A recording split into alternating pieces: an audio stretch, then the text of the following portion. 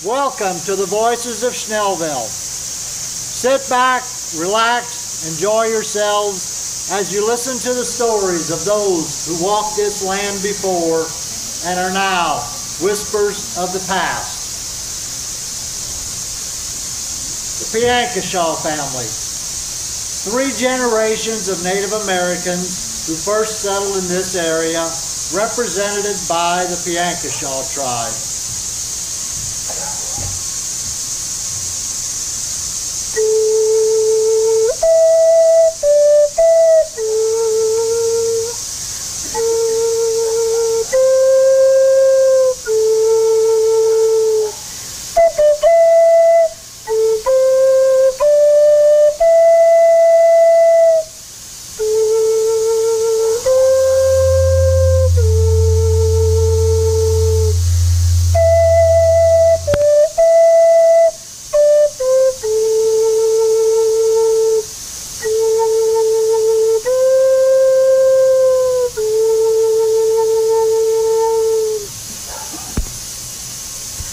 Hey ay ay ay ay hey ay ay ay ay hey ay ay ay ay hey ay hey ay ay ay ay hey ay ay ay ay hey ay ay ay ay hey ay.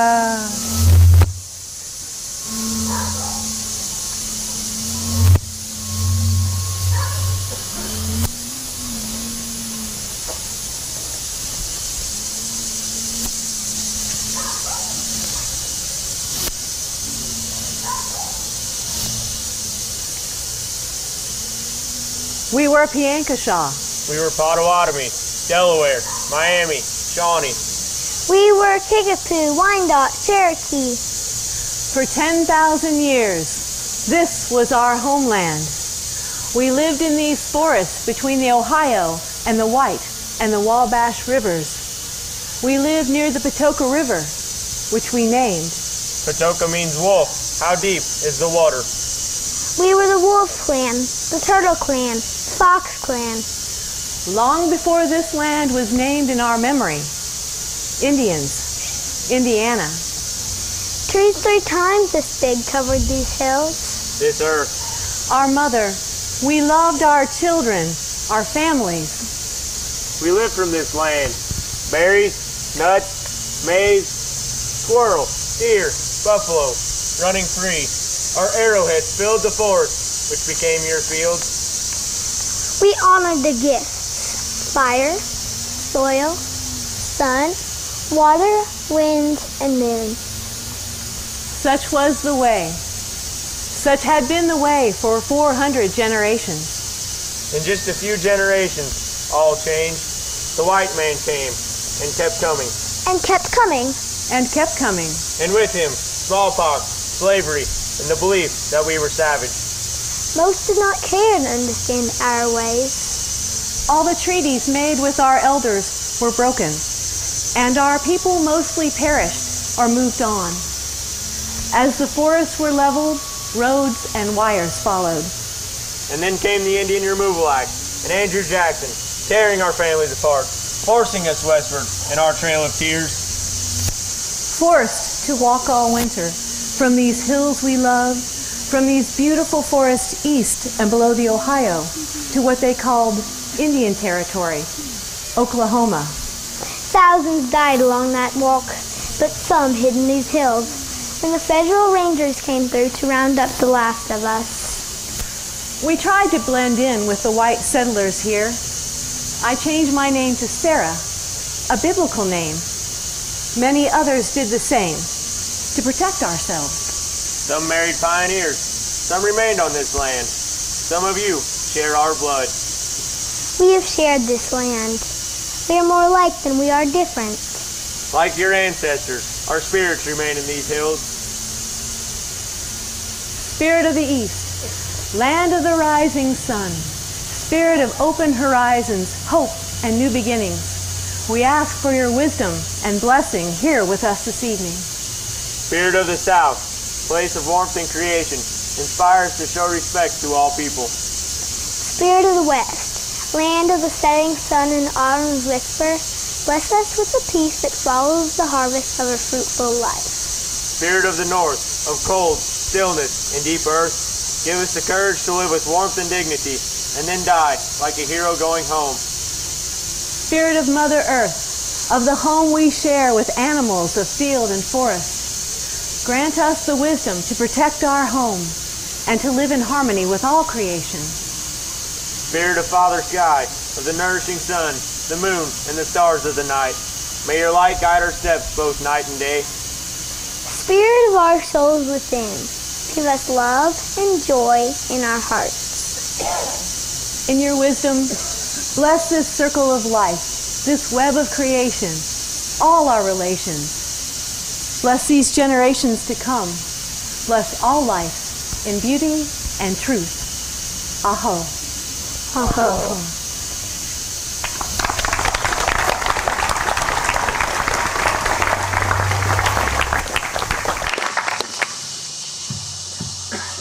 George Washington Goodman.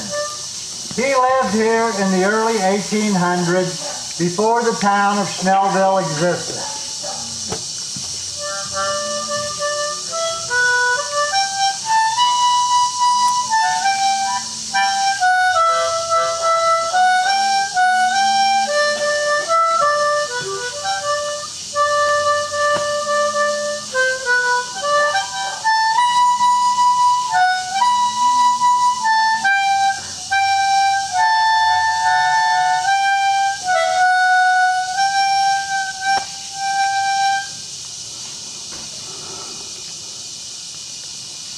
My name is George Washington Goodman.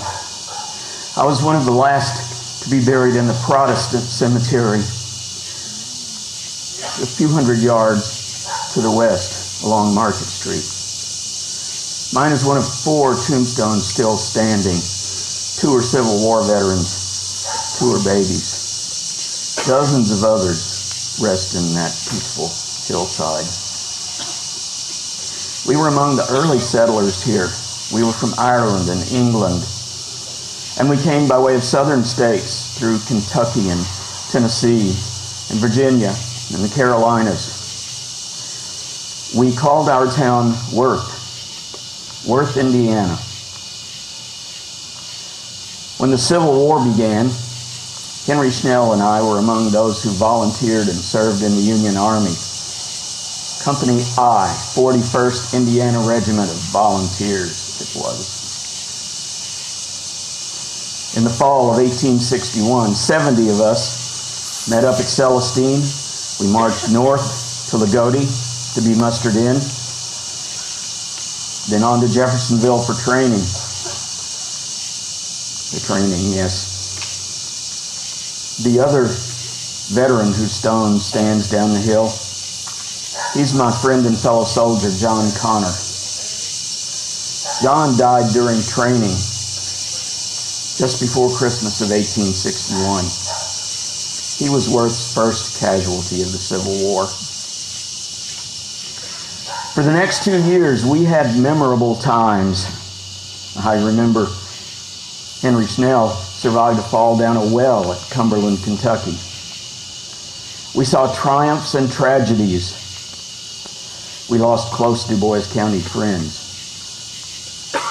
We fought in the Union campaign to take control of the entire Mississippi River. We were at the siege of Vicksburg. It was in Mississippi that I was mortally wounded. The thought of coming back to this beautiful place, it was like a dream for us after all we'd seen and all we'd been through. But I was not to make it back alive. On July 14 of 1863, I died of my injuries and was brought back here.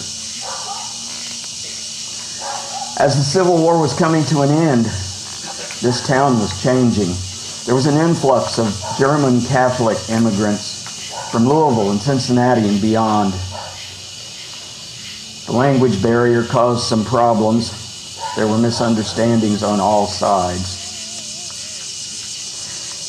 On April 9, 1865, the war ended. And just 5 days later, it was on Good Friday that Abraham Lincoln was assassinated. Later that same year, on November 27 of 1865, Henry Schnell formally named this town Schnellville. Those were trying and exciting times for the nation and for our town.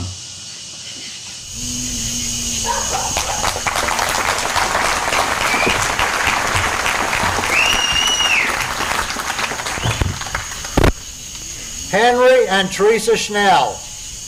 Henry, the founder of Schnellville, was a vibrant and adventurous man.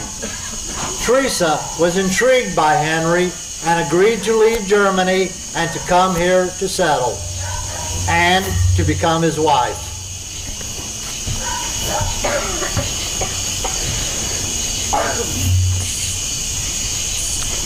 I was born on October 22nd of 1821 to Henry and Marie Schnell, who both lived their entire lives in Germany. You know, I could never imagine spending my whole life in one place. My education was adequate, but it lacked the real-world experience that I desired. And that wanderlust, as my friends called it, had me always seeking out new ways to explore beyond the confines of my hometown and my native Germany. So in 1847, at the age of 25, I left for America, the land of opportunity. My destination was New Orleans, and I took work everywhere that I could. I worked on the railroads, the steamboats. I even worked on the Wabash and Erie Canal. I sure enjoyed the adventure that came with all these new experiences, and it didn't take long for me to realize that the United States was the place for me. I could start my own adventures here. So after 3 years of working in this country, I went back to Germany. I was so optimistic about the future and excited to share my enthusiasm with my family. I was devastated when I learned that my wife and son had both passed away in my absence. This grief had me more determined than ever to start a new life in America, but I needed a wife. It was such a sad time. Henry returned to Germany so full of excitement after 3 years in America, only to learn such devastating news. I was a friend of the family. I was present when Albert was born. I was present at the funeral of Anna. It was only natural for me to accompany him to the cemetery where she was buried. Henry suffered deeply from this personal tragedy, and I went to help him overcome his loss. I think he was grateful for my compassion and began thinking of me in a new light. Before saying farewell to Germany forever, I searched my soul and decided that I wanted Teresa Hibbert to be a part of my life. So I asked her to accompany me and my 2 remaining sons to America. And thankfully, she agreed. When Henry asked me to go with him to America and with him and his boys, I felt it was a chance for me to experience some of his excitement in exploring this land. I liked his children. I was his friend. It could have been a worse match. I guess time would tell. I agreed to go with them. On June 18th of 1852, we were married, just a few hills over in a town called Celestine. And in the years that followed, we had 9, maybe 12, just wonderful children. Now look. If you've met any of the Schnells alive today, you won't have any problem believing me when I tell you that these kids would never sit still long enough for me to count them. I wish I could say more about that time when we left Germany and when we arrived in Celestine. That time period seems very hazy to me. Henry has a habit of doing that over time. I do remember that special day in June when Reverend John and Mary united us in marriage. Our witnesses were Martin Hofnauer, John Schnaus, and Margaret Betts. Our future was a clean slate, ready to be written on. I was beginning a new life with a new family in a new country.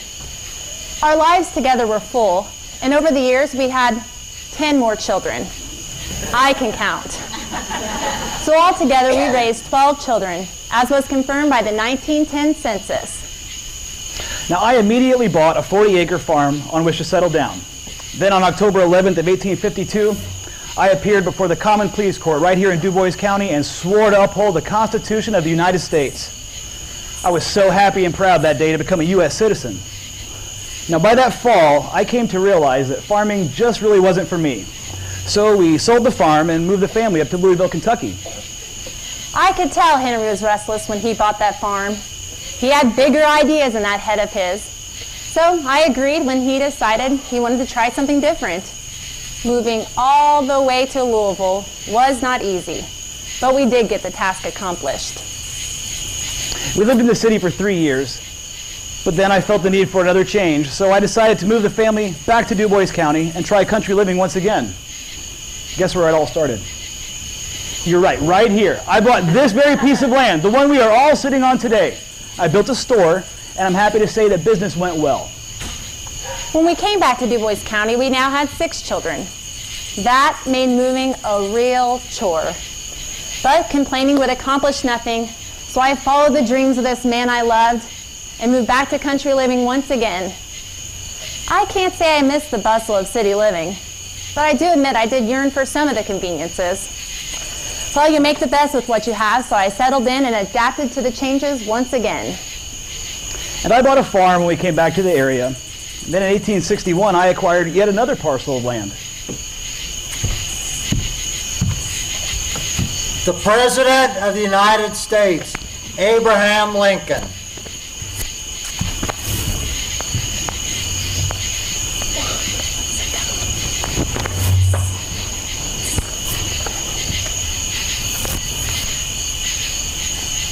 I, Abraham Lincoln, President of the United States, in virtue of the power in me vested by the Constitution and the laws, have thought fit to call forth, and hereby do call forth, the militia of the several states of the Union to the aggregate number of 75,000 in order to suppress said combinations and to cause the laws to be duly executed. The details for this object will be immediately communicated to the state authorities through the War Department. I appeal to all loyal citizens to favor, facilitate, and aid this effort to maintain the honor, the integrity, and the existence of our national union, the perpetuity of popular government, and to redress the wrongs already long enough endured. I deem it proper to say that the first service assigned to the forces hereby called forth will probably be to repossess the forts and the places which have been seized from the Union. And in every event, the utmost care will be observed consistently with the objects aforesaid to avoid any devastation, destruction of, or interference with property, and any disturbance of peaceful citizens in any part of the country.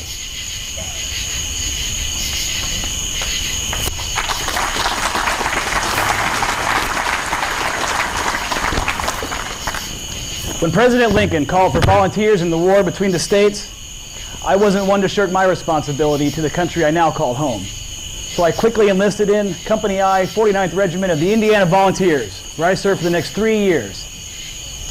When Henry left for war, we now had 6 children. I hated to see him leave, but understood his need to uphold his honor and serve his country.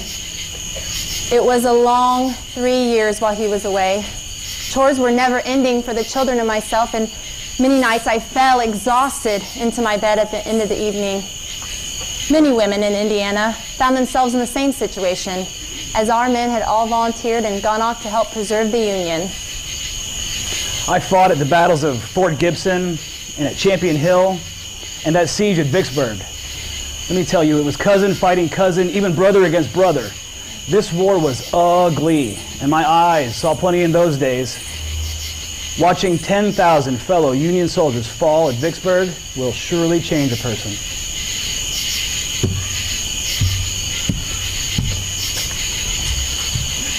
Joseph Shook, a Schnellville resident who was a prisoner of war while he served in the Union Army during the Civil War.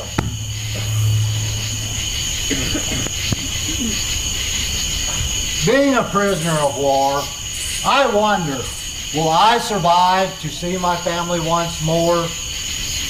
To wander the hills I roamed since I was 3. I can see the hills of Du Bois County as plainly as if I were standing there now. I can almost imagine the trees in the distance. Yet here I am, amidst all this filth in Andersonville prison. Is this the place I'm meant to be when I take my last breath before leaving this earth? I exist only on water and cornmeal, dreaming of happier times since my birth. This war certainly makes you take stock of your own self-worth. I can feel the prayers of my family stir within me. I must be strong in mind and spirit. I cannot let these hardships break me. The occasional ear of corn my captors carelessly tossed to us home will sustain my body until I can somehow find a way home to where I belong. Will you look at that? Right there on my tombstone. Apparently I survived that terrible place and made it home. Not everyone survived the war. Hundreds from Du Bois County served, and over 100 of them never returned. After the war, I returned home to Indiana. On June 8, 1872, I married Mary Welcher of Ferdinand. We settled right here in Schnellville on a farm 1.5 miles south of town. My goodness, we had 13 children. I guess that cornmeal didn't hurt me too much. Says here on my tombstone, I lived to the ripe old age of 86. Not too bad if you ask me.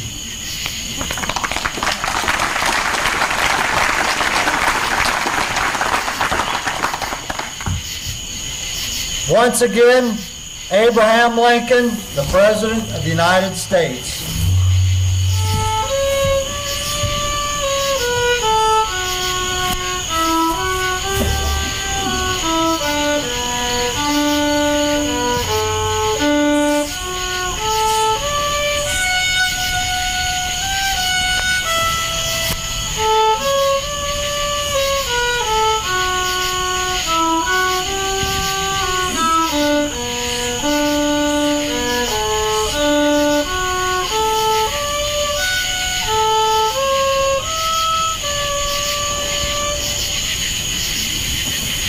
Fourscore and 7 years ago, our fathers brought forth on this continent a new nation, conceived in liberty and dedicated to the proposition that all men are created equal.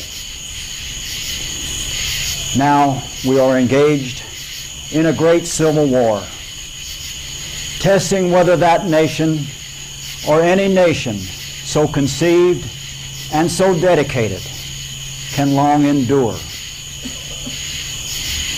We are met on a great battlefield of that war. We have come to dedicate a portion of that field as a final resting place for those who here gave their lives that that nation might live. It is altogether fitting and proper that we should do this. But in a larger sense, we cannot dedicate, we cannot consecrate, we cannot hallow this ground.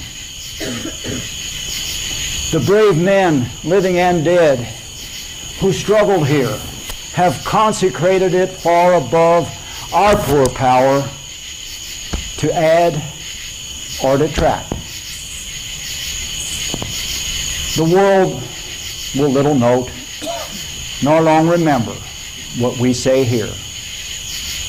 But it can never forget what they did here. It is for us, the living, rather to be dedicated here to the unfinished work which they who fought here have thus far so nobly advanced. It is rather for us to be here dedicated to the great task remaining before us, that from these honored dead we take increased devotion to that cause for which they gave the last full measure of devotion. That we here highly resolve that these dead shall not have died in vain, that this nation under God shall have a new birth of freedom, and that government of the people, by the people, for the people, shall not perish from the earth.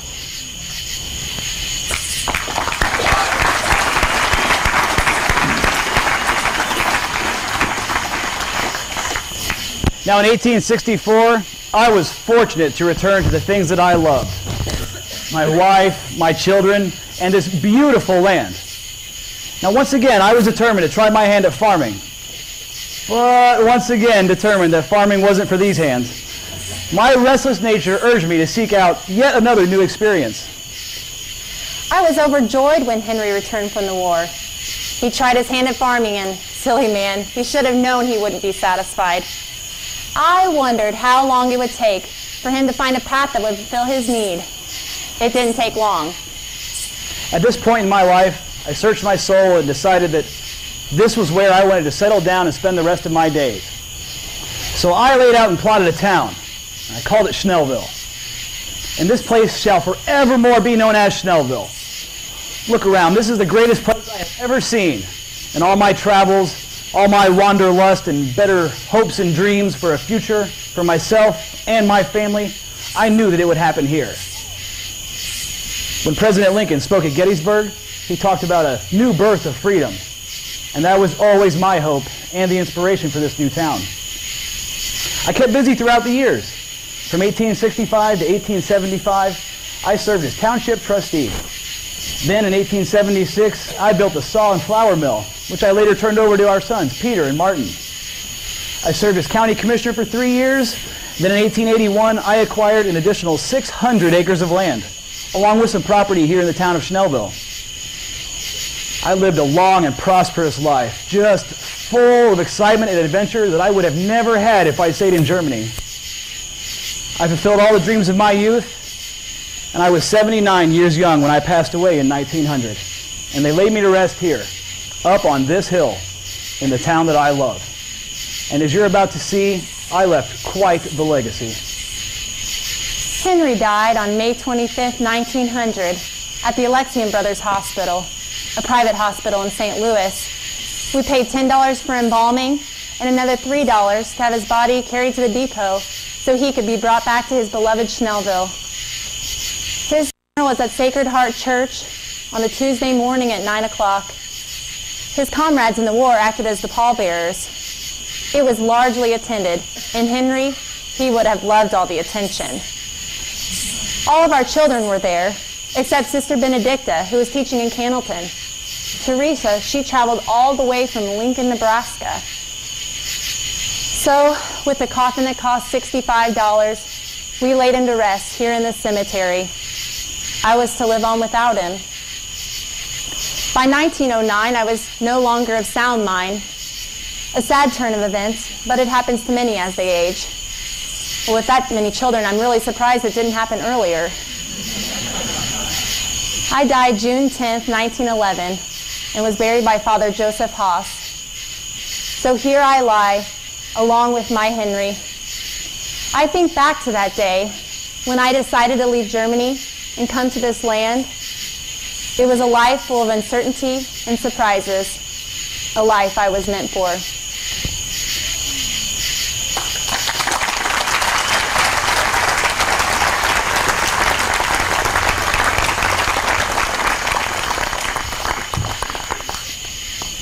Anna Maria Mary Bender, a refugee from France who started the Bender School.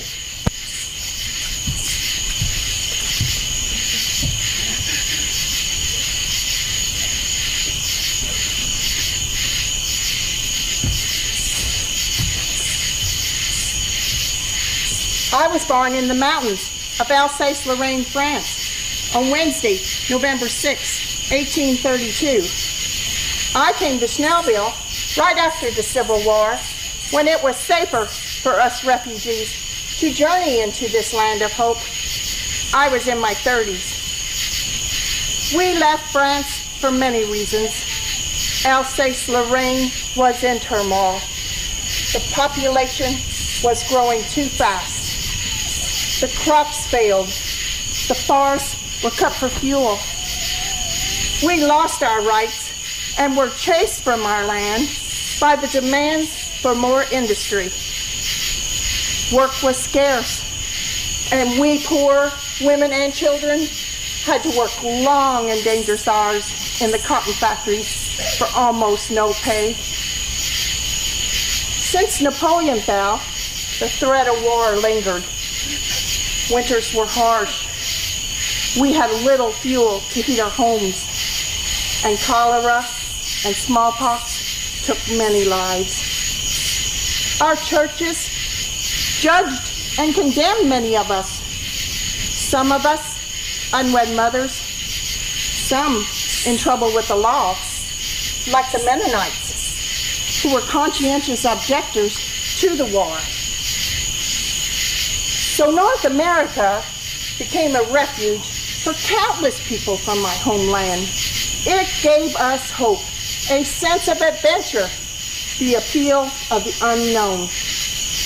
I finally arrived in Schnellville, missing my home, but excited to be here. I taught school in what became the Bender School. There were many other one-room schoolhouses in and around Schnellville. Evilhair, Chanley, Cummings, Grassy Park, Hobbs, Howard, Jeffer Sanders, Maine, Mentor, Pruitt, and Taylor. Besides teaching, I also helped several of Schnellville's doctors as a midwife, going out on house calls, sometimes by horse and buggy. I helped to bring into this world many of Schnellville's babies in the late 1800s. My husband, Gerhard, and I had 9 children of our own. And they most settled right here in southern Indiana. One of my daughters, Susan, she married Joseph Striegel, Schnellville's second blacksmith, and they had children of their own, and their children had children. I died on Monday, August 7th, 1922. An iron cross over there in the 3rd row marks my grave. I was fulfilled. I had lived to be 90. That was enough.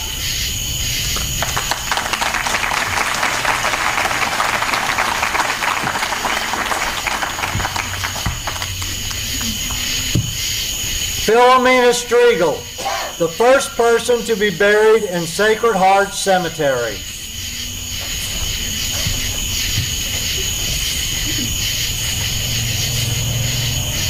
The sun gently caresses the gentle sloping curves as the wind blows softly across this silent hilltop, where they laid me for my final resting spot. Somehow, I thought I would join my family. Noisy, opinionated, fun-loving bunch. Yet, here I lie, the first to be buried on this holy hill. All alone. Silence is my partner. Now don't misunderstand me, but all my life I prayed for time away from all of them, from everyone, really. They say your prayers are answered in time. So, be careful what you ask for.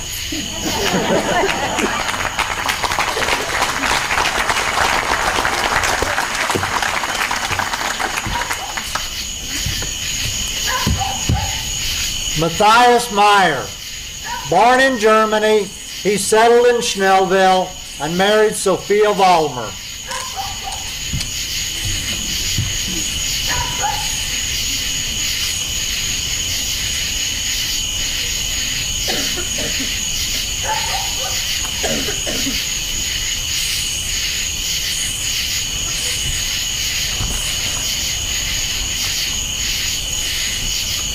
Such a long way from where we started, carrying all we owned in our luggage. 3 boxes.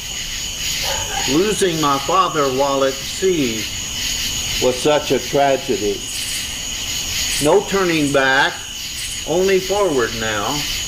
A new life lay in front of us. Our destination was to be Missouri, but we settled here in Schnellville.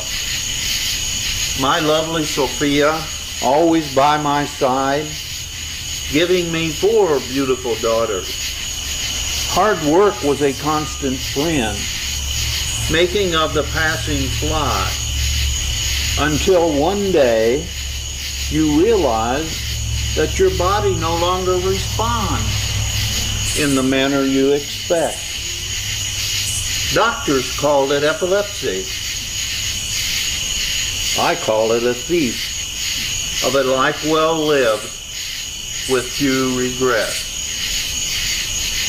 Softly waved the golden hair from off that aged brow, a crown of glory worn so long, a fitting crown is now.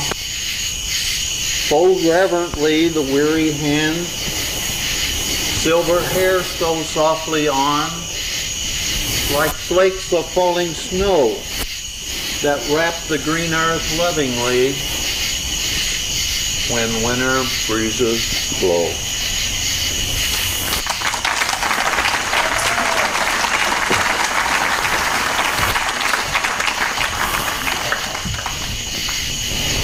Aged Schnell, a son of Henry and Teresa Schnell, with a tragic story.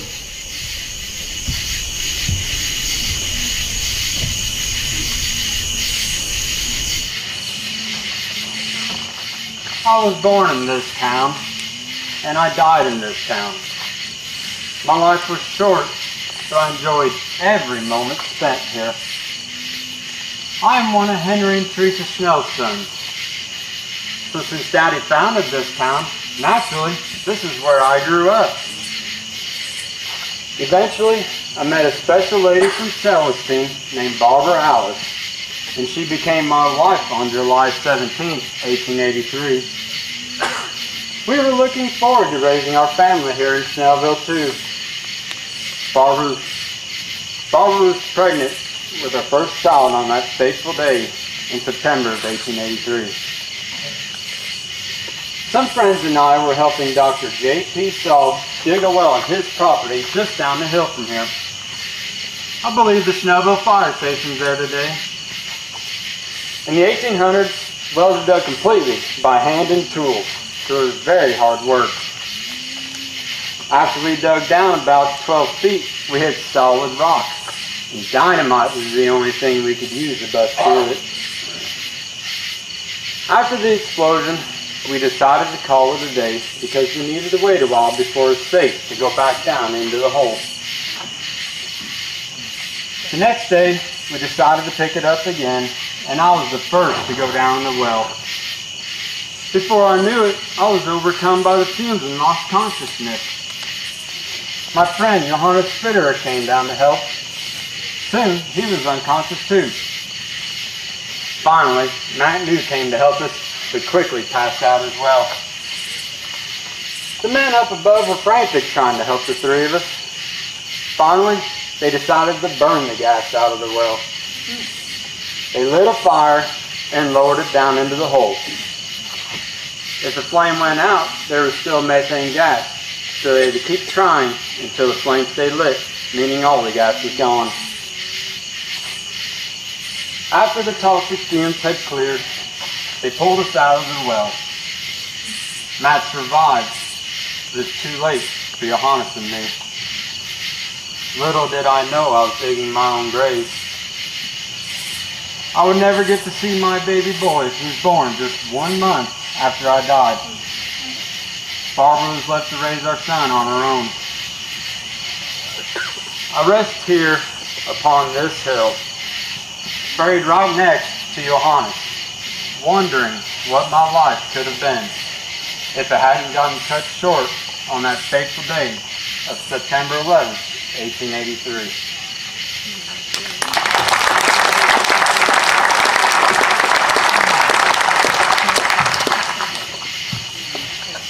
Matthias New, born in Ferdinand, he came here to start a business.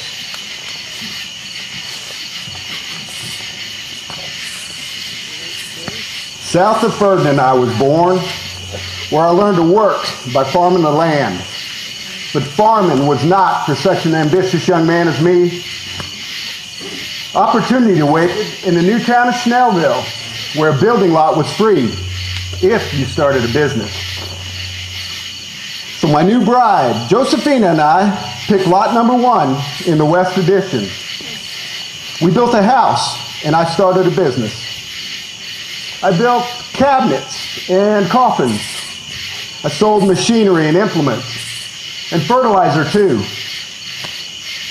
I remember one day I was working in my shop. I heard cries of distress from Dr. Saab's lot. I ran to see if I could help. 12 feet down into the well lay 2 unconscious men. Methane gas. I panicked. Down the ladder I went. 1 breath, 2 breaths, 3. I could not breathe. My body went limp. They pulled me out with the rope tied around my chest. How good it felt to breathe again. But the same outcome wasn't to be for Egid Schnell and Johannes Fitterer. We buried them together upon this hill, under the shadow of one large stone.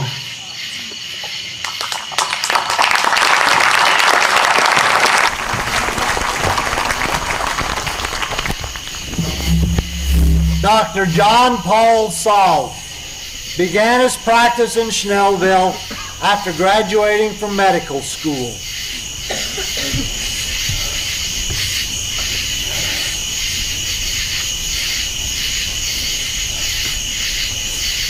There was nothing I could do to help.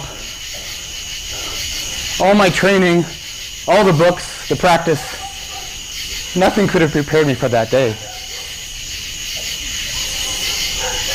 We couldn't stay in Schnellville. Not after that. I would never be the same.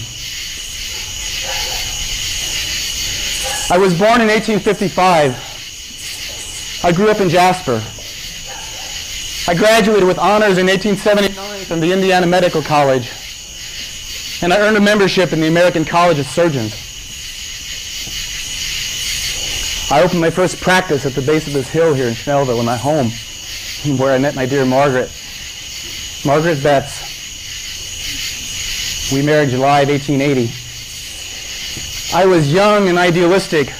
I loved work. I loved people. The town folk appointed me postmaster in 1882, and I had been Schnellville's doctor for about 3 years.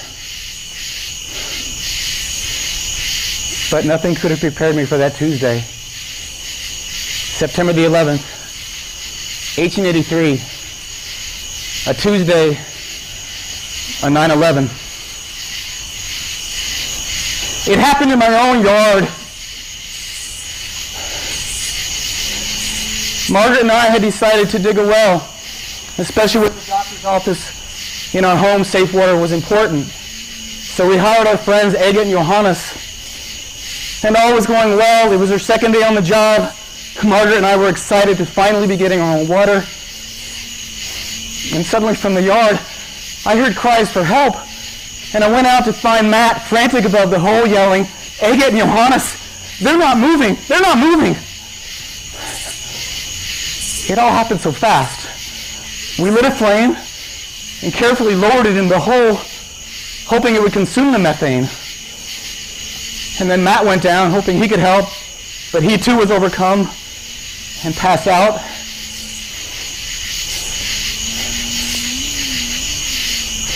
By the time we got them all out, a crowd had gathered round, and Margaret and the neighbors and I, we prayed for a miracle. I tried everything I knew as a doctor, but I felt helpless.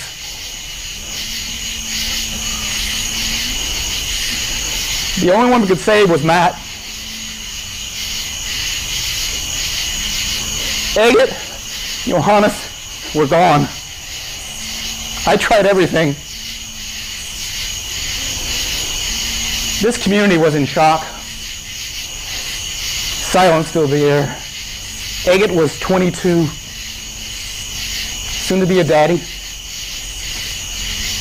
Johannes was 27. Schnellville was only 18.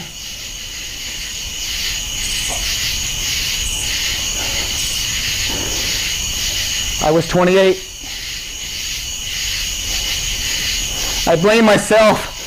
After all, I was a doctor, skilled in saving lives. How could I deal with these deaths in my own yard?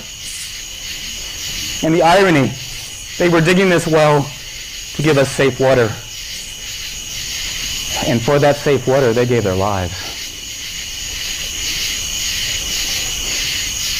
I visited their double grave for weeks thereafter. But we couldn't stay on that property. Margaret and I sold the home and soon said goodbye to the good people of Schnellville.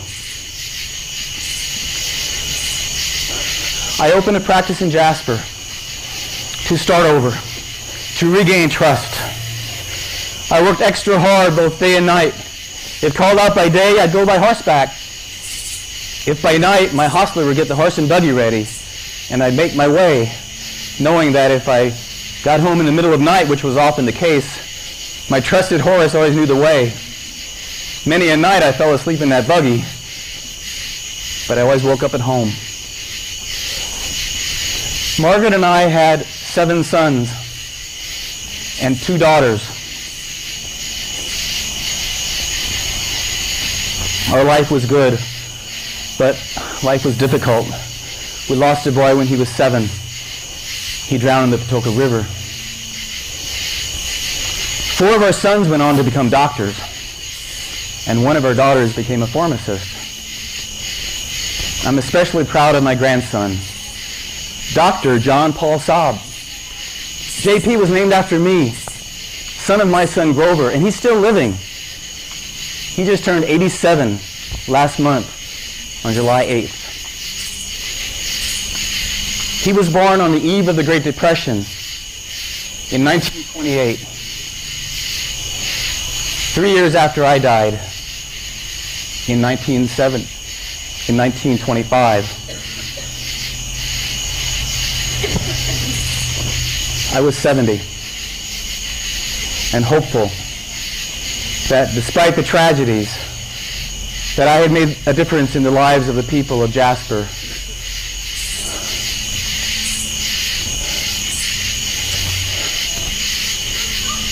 in Schnellville.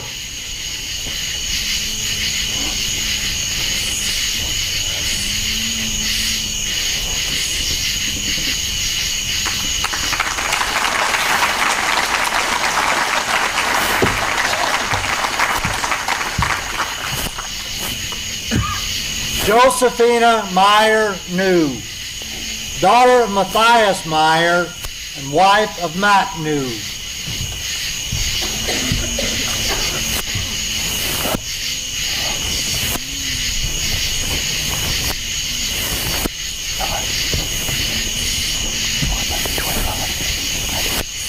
As a small child, I crossed the sea.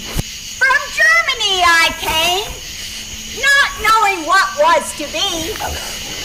My grandfather died while on the boat. He never made it to the land of the free. 3 foxes held all our worldly possessions. We settled on 40 acres near Celestine when we arrived. Made an honest living by the sweat of our brow. I was united in marriage with Matt New, an energetic and ambitious man. We moved to Schnellville and we bought a house in the center of town. Matt went into business building cabinets and coffins. He sold machinery and implements and fertilizer too. And prosper he did. He made a good life for us two. Amphina was the name by which I was known, as I was never blessed with children to brighten my home.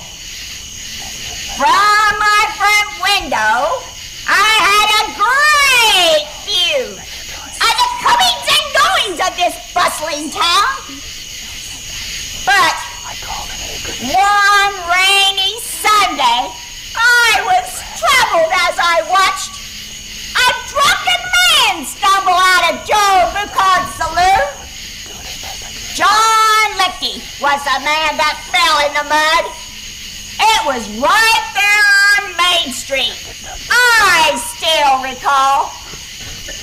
The man picked him up and loaded him in his wagon, and with a slap of the rope, pointed the horse east to deliver John home. But as fate would have it, he never made it there. He was found in the high water of Hall Creek. It was evident he had drowned. As it turns out, this would be the demise of Joe Burkhart's great little enterprise. As I reflect back on this sad event, it left an impression I would never forget. Time doesn't stand still, and the years went by. My beloved Matt died when he was 71, and we buried him up on this hill. For the rest of my life, I devoted to the church, and with willing heart gave all my possessions. As a pauper, I passed from this life, but my Savior's reward was great the day I met him at that pearly gate.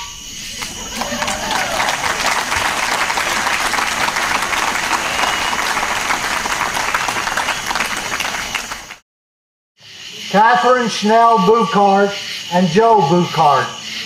Catherine was one of Henry and Teresa Schnell's daughters. Joe was a prominent business owner in this town. I was born January 1st, 1854, to Edward Ignat and Catherine Yokel Bucart. I was raised near Celestine, where I learned to tend the land on my family's farm. My father had a store there, so I learned the mercantile business firsthand. Later, my father bought lot number 1, north of Maine from Henry Schnell in this new town of Schnellville.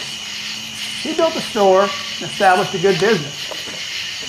He sold it to me in 1876 for $800. While tending the store, Henry Schnell's daughter Catherine caught my eye. I was born on a farm in southern Indiana, the daughter of Henry and Teresa Schnell. When I was 3 years old, my father went to war. Mama said those were hard times for her, with my brothers and sisters and me. He was gone for 3 years, and when he got back, he laid out this town and called it Schnellville.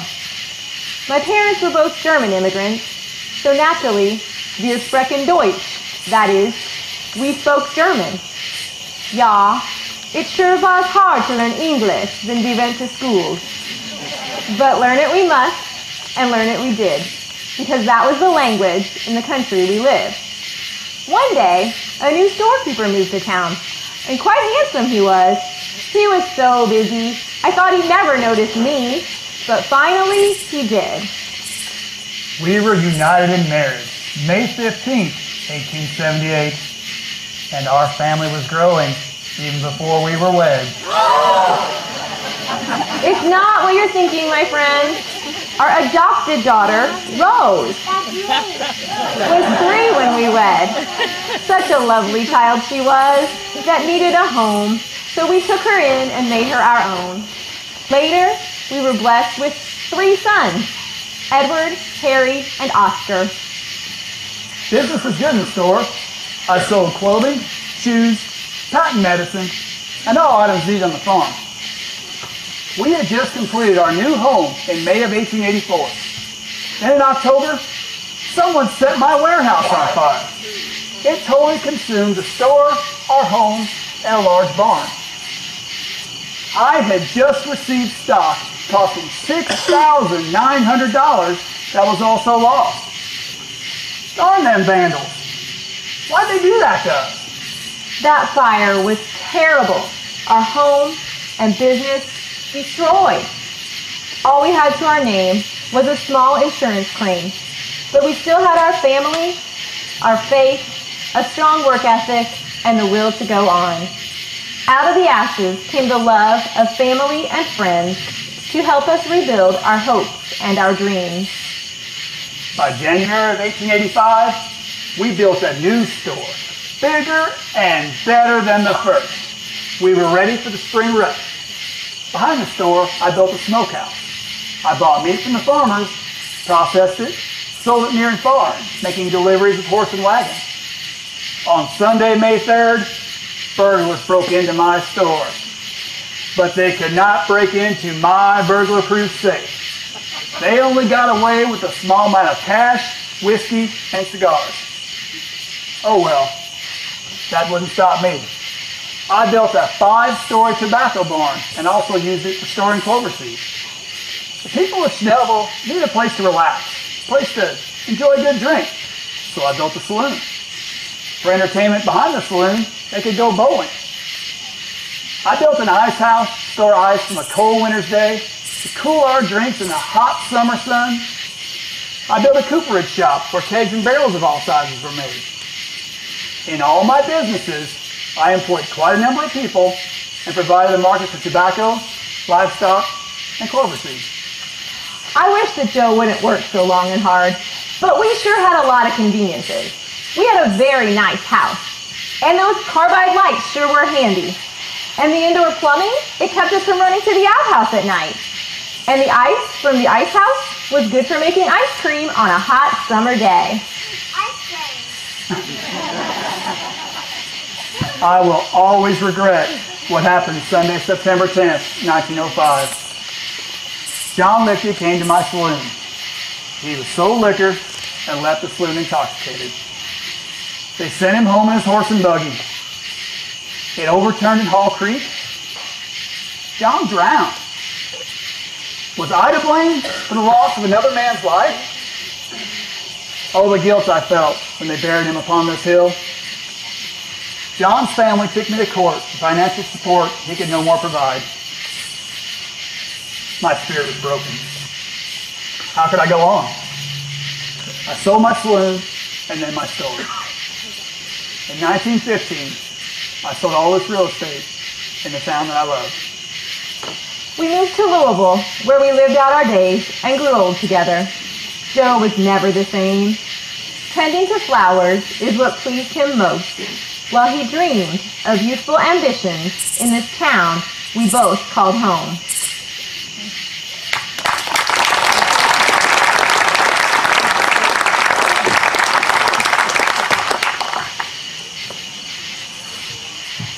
Reverend Joseph Villinger. He served Sacred Heart Parish from 1882 to 1884. The first rectory was built while he was here.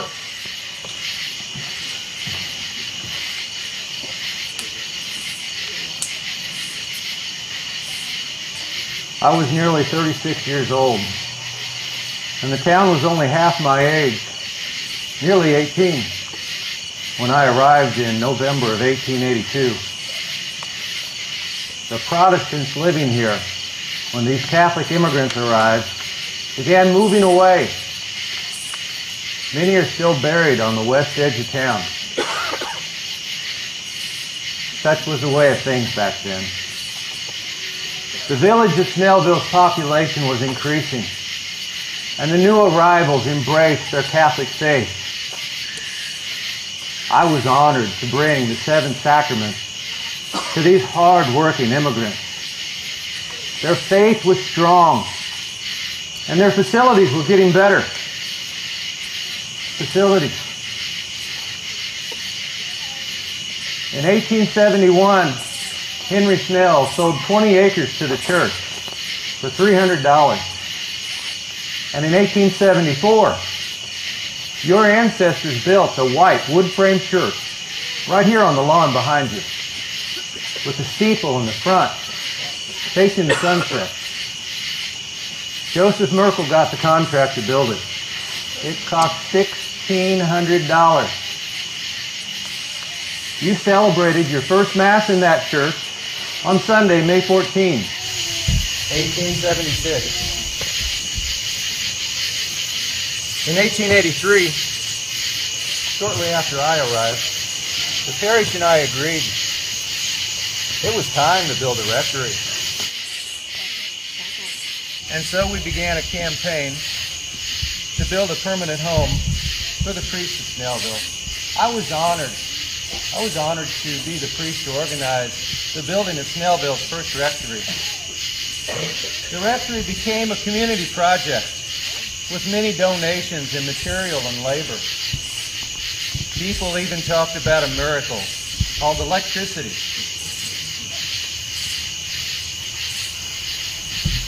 A man named Thomas Edison had just installed a lighting system earlier that year in Menlo Park, New Jersey. But it would be years before electric lights would come to Schnellville. We picked a flat spot a little to the north, and the front door faced the church here to the south. The new brick church wasn't built until 30 years later, from 1914 until 1916. Before any of the churches were built, Mass was said in the Schnell home. Schnellville's first Mass was said in 1867 in the home of Henry and Teresa Schnell. In Latin, of course. And so, this two-story home, electricity or not, sure was a delight and a huge change for me. And I'm sure a huge change for Henry and Teresa and their kids after all these years. And so I became the first resident pastor. I lived until 1928, but I don't rest upon this hill. My remains rest in the cemetery at St. Meinrad, Arch Abbey.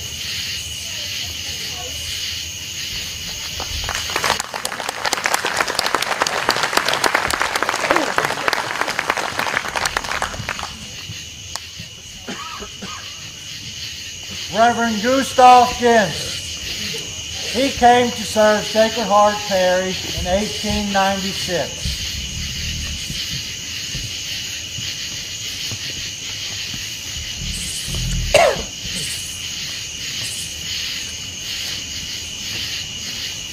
Good evening, everyone.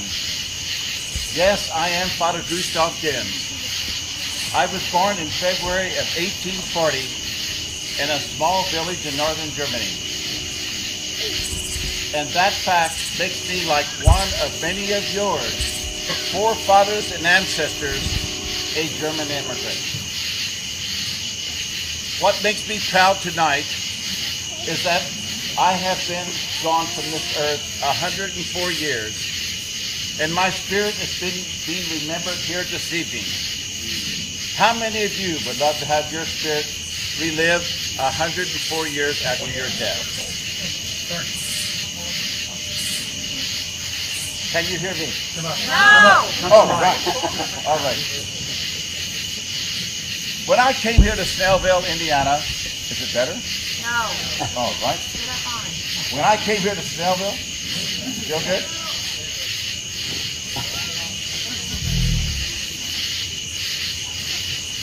When I came here to Schnellville, is this good? No. Whoa. That's good. Better than anything. It's not a good day to give a sermon, I can tell you that. Number one, flawless one. There you go, Brian.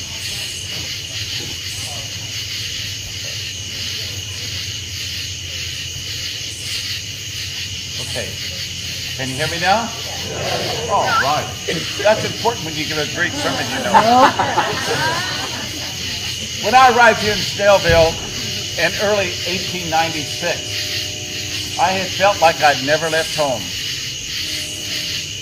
For the village where I was born and raised also had beautiful wooded hills, grassy meadows, and running streams. And when I arrived here in Schnellville, the people could speak German, just like I. I wasn't so bilingual myself, so it was good to have fellow German immigrants here with me. I love being a pastor here at Schnellville because baptizing your young and helping you to mourn over your departed one. But I particularly like wedding your young in the spring, because here in Schnellville, it was beautiful in these hills. The faith was so strong here in Schnellville, as evidenced by the beautiful stained glass windows that you see to my right and to my left. The names of Schuch and Schaff, and of course Schnell and Burkhardt, all great ancestors who gave of their time and treasure to this community we call Schnellville. It was on such a spring morning, April the 24th of 1898, that I got up as usual. I fixed the fire in the receiving room. Some people call it the parlor, they did. And I went to the kitchen and fixed the fire in the cook stove. And then I proceeded to go over to church that morning, prepare for the Mass, which was about to begin in 30 minutes. And it was while over there that I heard these voices from outside the church. Not unusual, because folks were coming to Mass early in the morning. But they seemed to be more excitable and frantic. So I rushed outside to see what all the commotion was about. And lo and behold, I found that the rectory that I had just left was on fire. Smoke was coming from the eaves of the rectory. This beautiful two-story, 15-year-old rectory that I had just left. If you check the books that's available here this evening, you will find what a fine structure it was, much larger than I needed. Anyway, the men who were coming to Mass that morning had already taken off their dress coats and jackets and were frantically looking for buckets to fight this fire. I too soon joined them.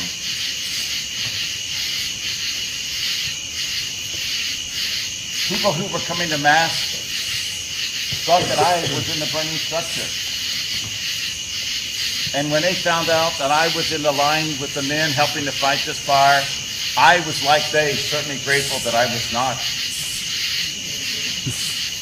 We fought this fire for 15 to 20 minutes and decided that the fire was too far gone for us to fight with the means that we had at hand. So we stood there in shock and disbelief at what was happening before our very eyes. As for me, it was more than shock and disbelief. It was a matter of disappointment and anger and guilt. For surely it was something that I had done that morning to have caused this fire, and such a fine structure it was. Everything in this fire was destroyed. All my personal belongings, all the furnishings. But you know, thank God, we did have a fireproof safe that protected the birth records and the wedding records and the death records of the parish. And thank God for that. It was in a fireproof safe. All else was lost. Later on that evening, we did have Mass. It was very sad and somber, to say the least. And after the Mass, we gathered together. Where did we go from here? As for me, where am I going to lay my head tonight? Where am I going to sleep? And once again, the leader of this fine community, the founder of this fine community, Henry and Teresa Snell, said, Father Gustav, you will come and live with us until a new rectory can be built. And did you know, folks, that for the first five pastors of this fine village, all lived with Henry and Teresa Snell. Only Father Billinger, whom you just heard, had a rectory to lay his head down in.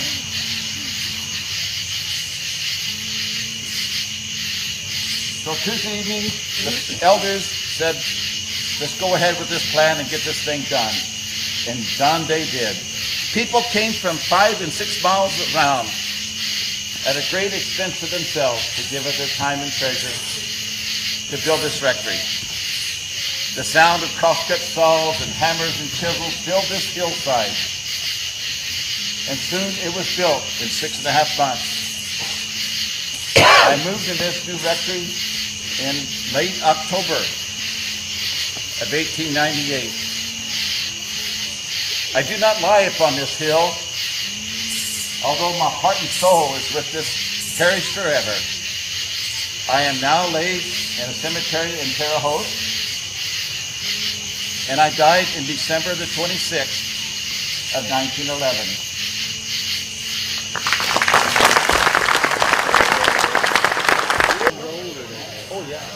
Teresa Markle Merkley.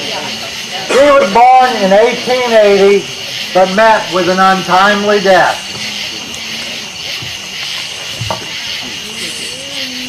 Growing up in such a large family, you think I would detest the menial task of cleaning vegetables.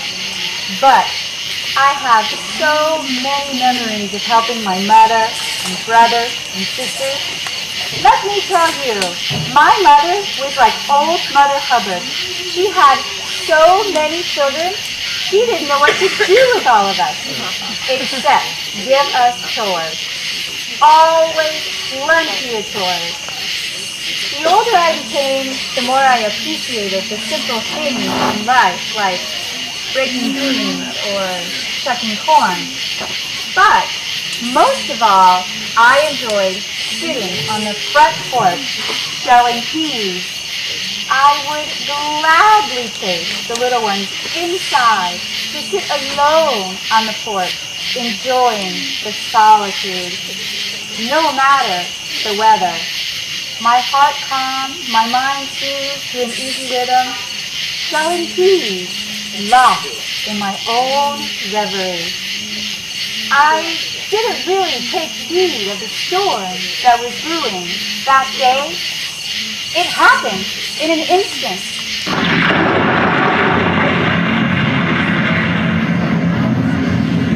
I watched with my eyes as the peas were scattered all over the floor.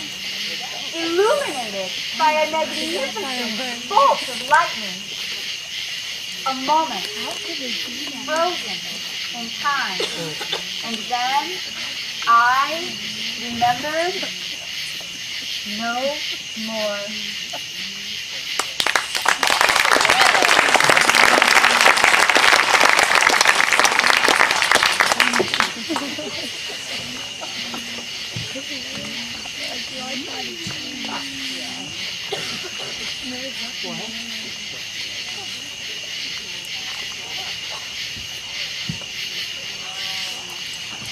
Mother Veronica and the three sisters.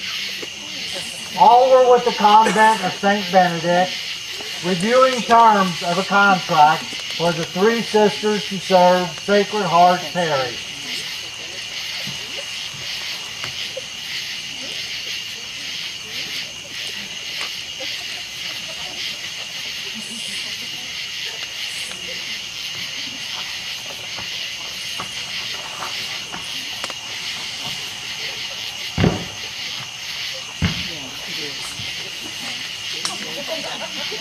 Sister, a moment of your time, please. In my hand is a document prepared by the church leaders to employ the three of you. Sister Mara Wire, Sister Helena Leidinger, and Sister Michaela Word. Now, sisters, pay attention as I share the details so that you will be aware of the expectations in carrying out your duties.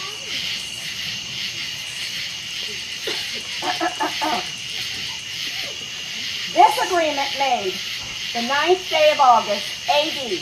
1898, by and between the prioress of the convent of the Sisters of St. Benedict, Mother Veronica Ackerman, OSB of Ferdinand, of the county of DuBois, in the state of Indiana, of the first part, and the Reverend Rector of Schnellville, of the county of DuBois, in the state of Indiana, of the second part, witnesses.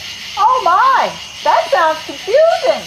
Please, may I continue? Your part shall become clear.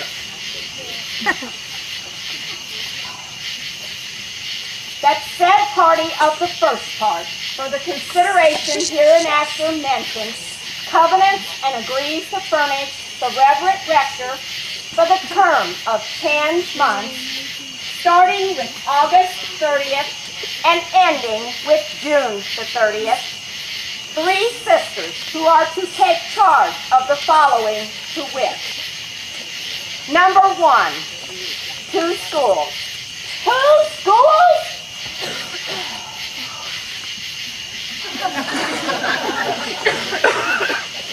Number 2, the organ at the services on Sundays and holy days. Oh, I love to play the organ.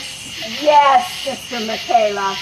You are blessed with that talent, so that will be your responsibility. Number 3, the sanctuary, sacristy, and decoration of altars. Heaven help us, they must think we're very capable indeed. Hush now, and listen to the rest of the agreement. The superintendence of the sweeping of the church by the larger schoolgirls. We must keep the house of the Lord clean. Sisters, am I never to get through this document? That said party of the second part, in consideration of said services, shall pay said party of the first part, the school money due from the school fund of the state, and if provided the schools be free, of $450 if the schools are strictly parochial. For all 3 of us? We'll have to be very frugal to make ends meet.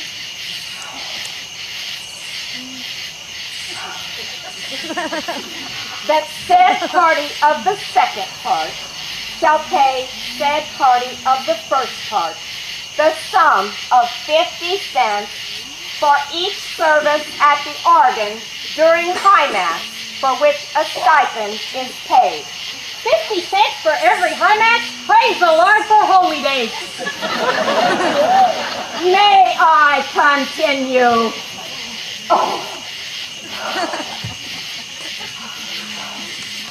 That said party of the second part shall provide the schoolhouse with the necessary light and fuel.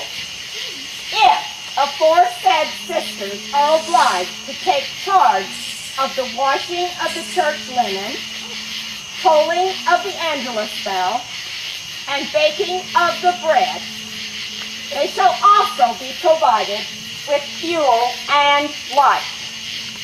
Fuel and light we certainly would like, so bake bread we will.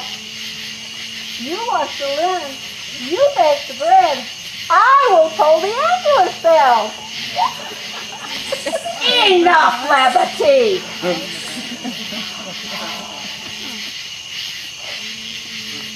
If you are all in agreement that you can comply with the terms, I will sign this document, and you will be employed for the next 10 months by the Sacred Heart Parish of Schnellville. Yes, Mother Veronica, we agree. Very well. It is decided. Let us pray.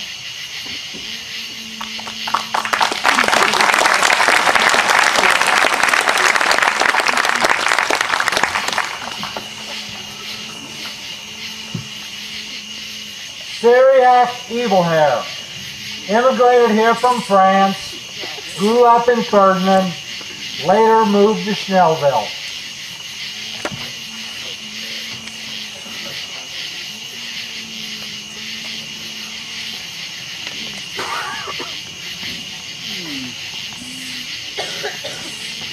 I was born in the Alsace region of northeast France. This area was sometimes under French control, sometimes under German control. The German language is what we spoke. In 1846, to America we came. My parents, Michael and Victoria, my 3 sisters and 3 brothers and I, we boarded a ship and sailed for thousands of miles to a land of freedom and opportunity. This was quite an exciting and frightening experience for a boy only 9 years old. My father, a farmer, bought 160 acres of ground in DuBois County, Ferdinand Township. And this is where I was raised with my now 4 sisters and 5 brothers. I learned that only through hard work and perseverance could you achieve your goals. On October 25th, 1859, I married the love of my life, Mary Elizabeth Hoeing, a German immigrant, and we settled in a log house in the town of Ferdinand. But town life was not for me. I bought a farm 2.5 miles northeast of the new town of Schnellville, a good place to raise a family. And we were blessed with 10 healthy children, 4 girls and 6 boys. Now the town of Schnellville in 1902 had a good school. Those Benedictine sisters were doing a good job. But 2.5 miles for the children of our neighborhood was much too far to go. Some of them were my grandchildren, so I donated land to Hall Township for a new school. They called it the Evilhair School, which I was a trustee. And education, it was important to me. In 1916, from this world I passed, and I now rest peacefully upon this hill. The message I left my children and grandchildren is this: Behalte deinen Glauben, arbeite hart, bleib ehrlich und liebe das Leben. In other words, keep the faith, work hard, be honest, and love life.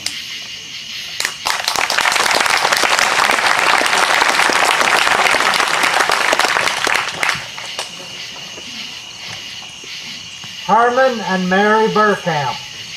Herman was a successful farmer on the west side of Schnellville. Together, Herman and Mary tell us about their life.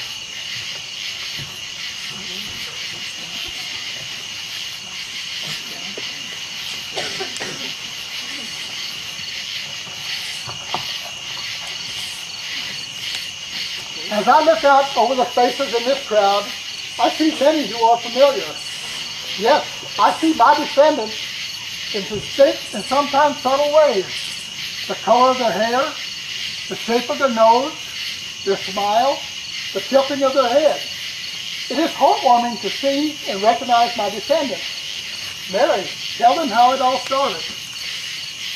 Herman bought a farm a couple miles west of here in the fall of 1871. So we had a place to start our lives together. He was 24 at the time, and me, I was still 6 months shy of my 19th birthday. We were wed in January of 1872 and started out in a 2-room log home on that farm. Yes, I bought 85 acres of land from Charles and Teresa Rademacher. Besides the log house on that farm, there was a huge barn built with 10 by 10 inch hand-hewed logs. It was built to last. I guess that's why it still stands tall and proud today. Less than a year after we married, we were blessed with our first child, Anna. Our home was small but cozy, and we sure made a lot of good memories there.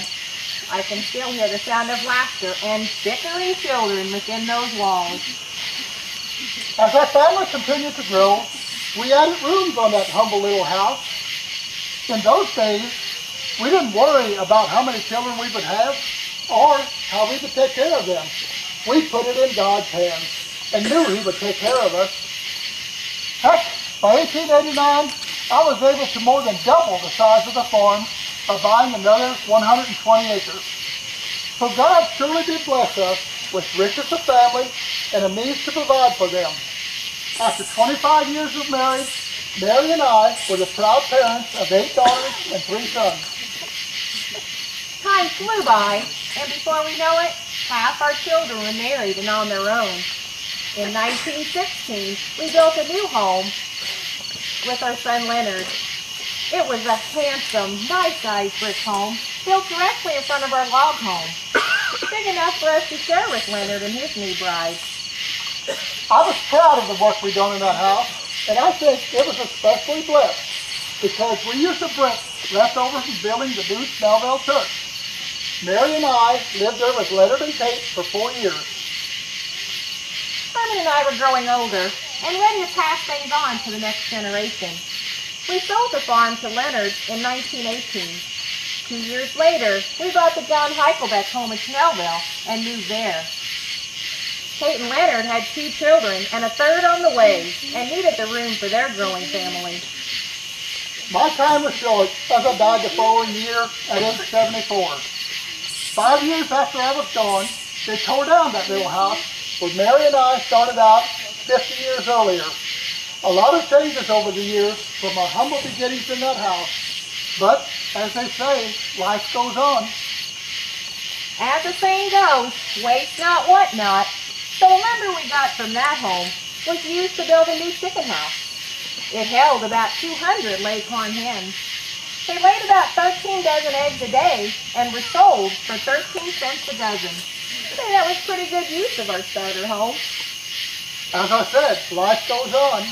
Back when I married Mary Wilmot in January of 1872, until now, there's 6 generations of Burkamps living on that farm.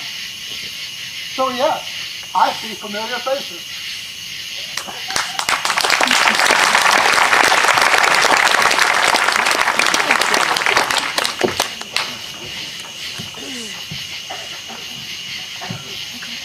Peter Schnell, the 7th child of Henry and Teresa Schnell, he suffered much turmoil.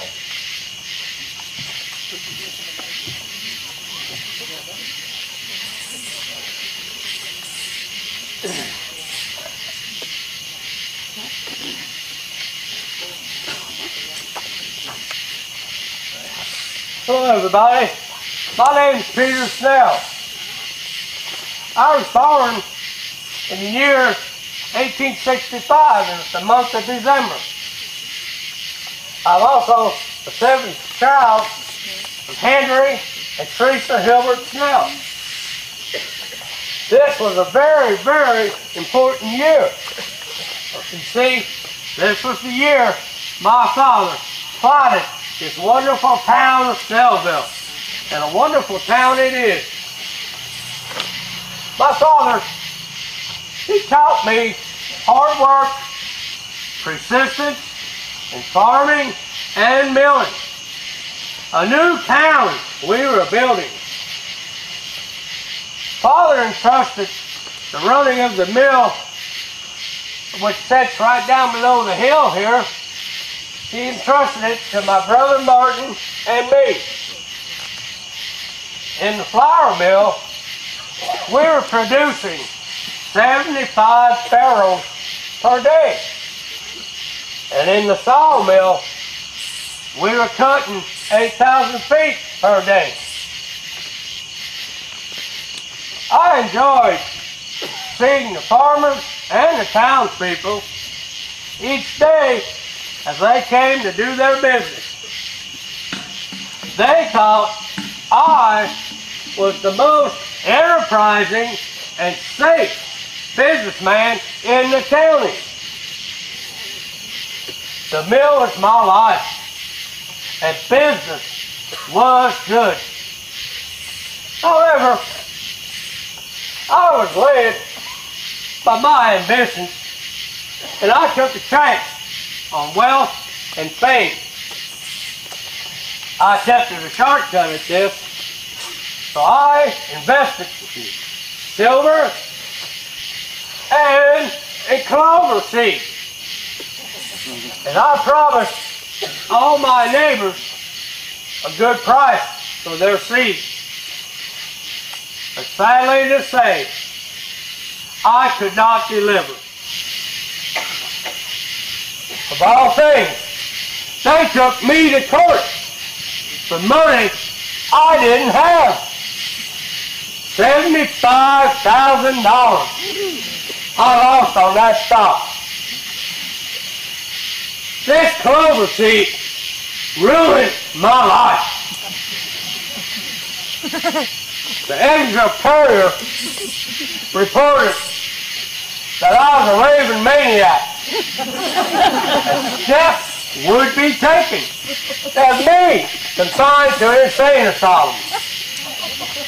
They also reported that I, driving a team of 5 horses, arrived at David Beasley's livery stable to put up my team. Well, my team and I had eaten for 2 days. So, I got out of the wagon and I ate corn just like the horses until I was unconscious. They had me examined by Dr. Decar.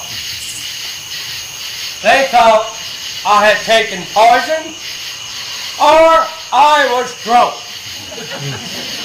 However, the doctor determined this was not the case.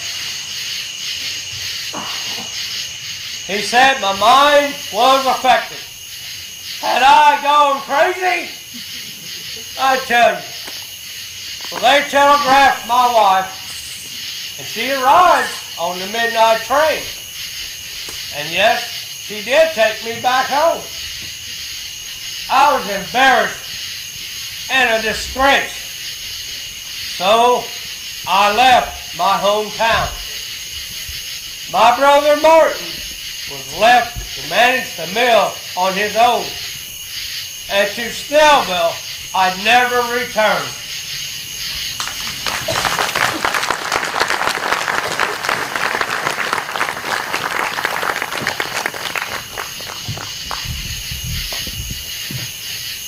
Martin Celestine Schnell, another of Henry and Teresa Schnell's sons.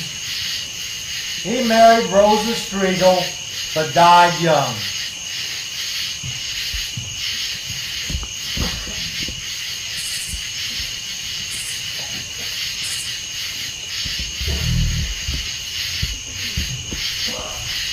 My father was the founder of this town.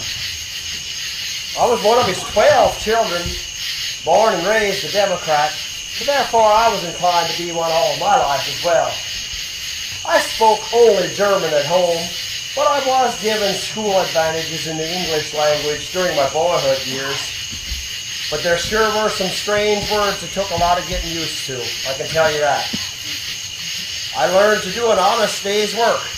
I can recall spending my growing up years laboring on our farm and at the flouring mill that Daddy owned. When I reached my majority, I found a girl I wanted to make a life with. Rosina Striegel became my bride in 1880. I had just turned 21 and she was 20. We got married in the next town over in St. Celestine Catholic Church. 16 months later, Rosa gave birth to our firstborn, a son, and we named him John. Martin came along in 1884 and Catherine 2 years later. Times were good. But it's always been said that with times of great happiness comes great sorrow. And unfortunately, I knew all about that the winter of 1887. Shortly before Christmas, Rosa gave birth to our third son, Emmett. But a sickness had settled here in Schnellville, and 9 days later, we lost little Catherine. 5 days after that, we also lost Martin too. That was real hard. But they also say life must go on, and it did, and we had another 3 children after that great tragedy. I was a good provider for my family. My brother Peter and I, we had taken over the running of Dad's flour mill. We were proud of what we did to grow and to modernize it. Now, I was only 35 years old when I passed. Life was hard in those days, and so many of us went at an early age. It was with a heavy heart I left my poor Rosa a widow. For her I was sad, but one could also say I was sad for myself, because I would not get to see my children grow. But you know, even when you move on to the hereafter, you still see what happens with those that you leave behind. You still see.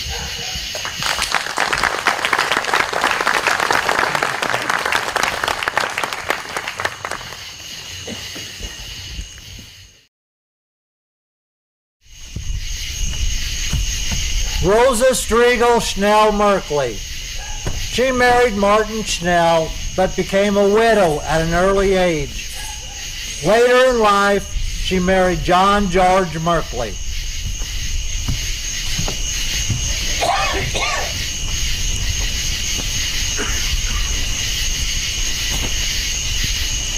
From Celestine I hailed, where my father was the first postmaster and the sheriff of Dubois County for 4 years. He was successful in business, in politics, a veterinarian, and a blacksmith. I married Martin Schnell of Schnellville, a son of the founder, who managed the mill and built for me a fine home on the hill overlooking the mill. Times were good in the village. The children I bore were happy and healthy, till Catherine and Martin Jr. became ill. We buried them together upon this hill. There is no grief like the grief of a mother. Then, 6 years later, Martin passed on. The love of my life was suddenly gone. We buried him too upon this hill. At age 34, a widow I was.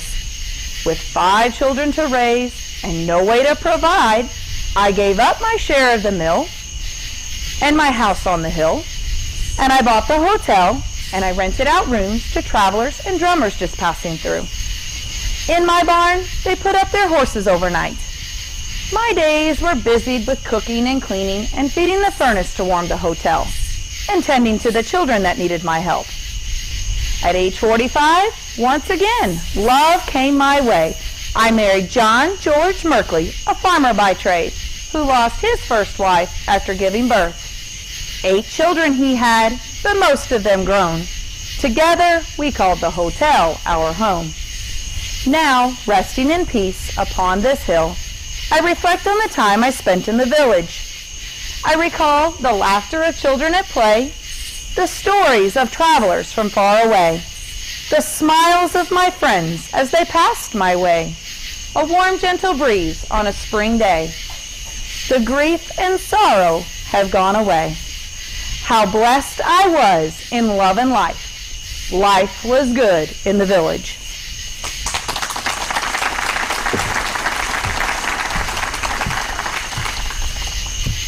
Joseph Striegel, the best blacksmith around.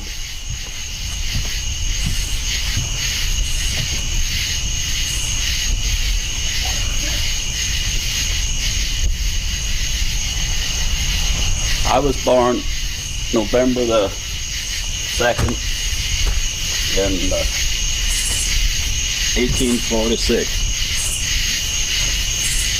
I married Susan Bender in 1875. We were blessed with 11 children, but little Mary died before she was 7, and Emma died on the day she was born. Our tears fell upon this hill when we buried them on this hill.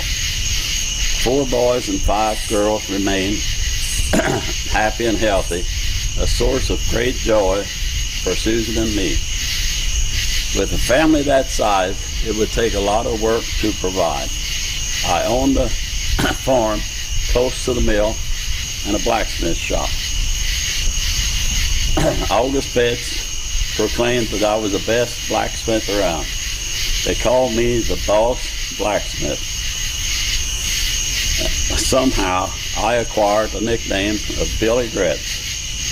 I had 3 fires going at once in my large shop with all the new and improved machinery. I love doing business with the farmers and the businessman in this fine town. Life seems short when you're busy as I was. I lived to be the ripe old age of 76. Now I rest in peace upon this hill.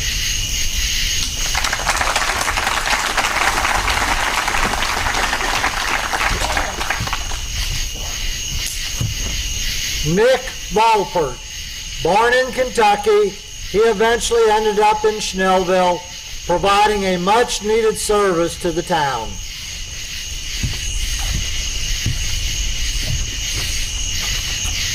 I was born in Kentucky in 1869.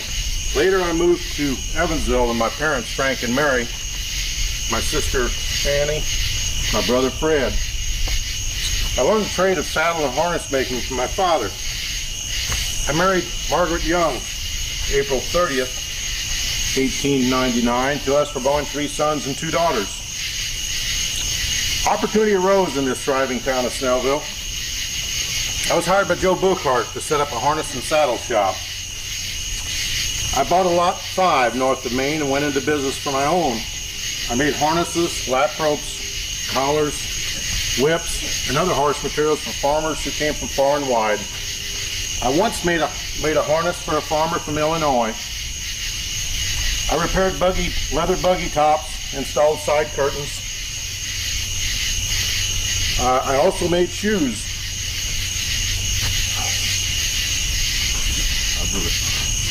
I gained the respect of people back in the day when horses were the way of work and travel.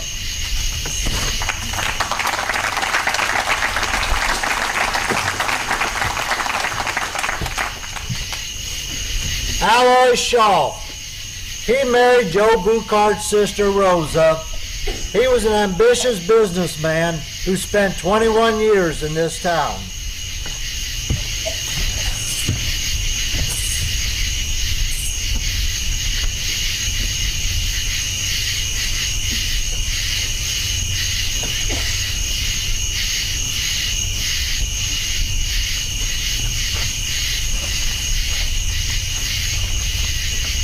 I was born in Lanesville to John Shaw and Teresa Liggett Shaw.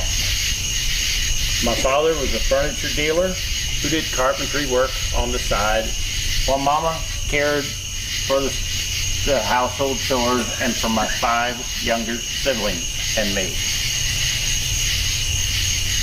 My world was turned upside down at the tender age of 10 when Mama died suddenly.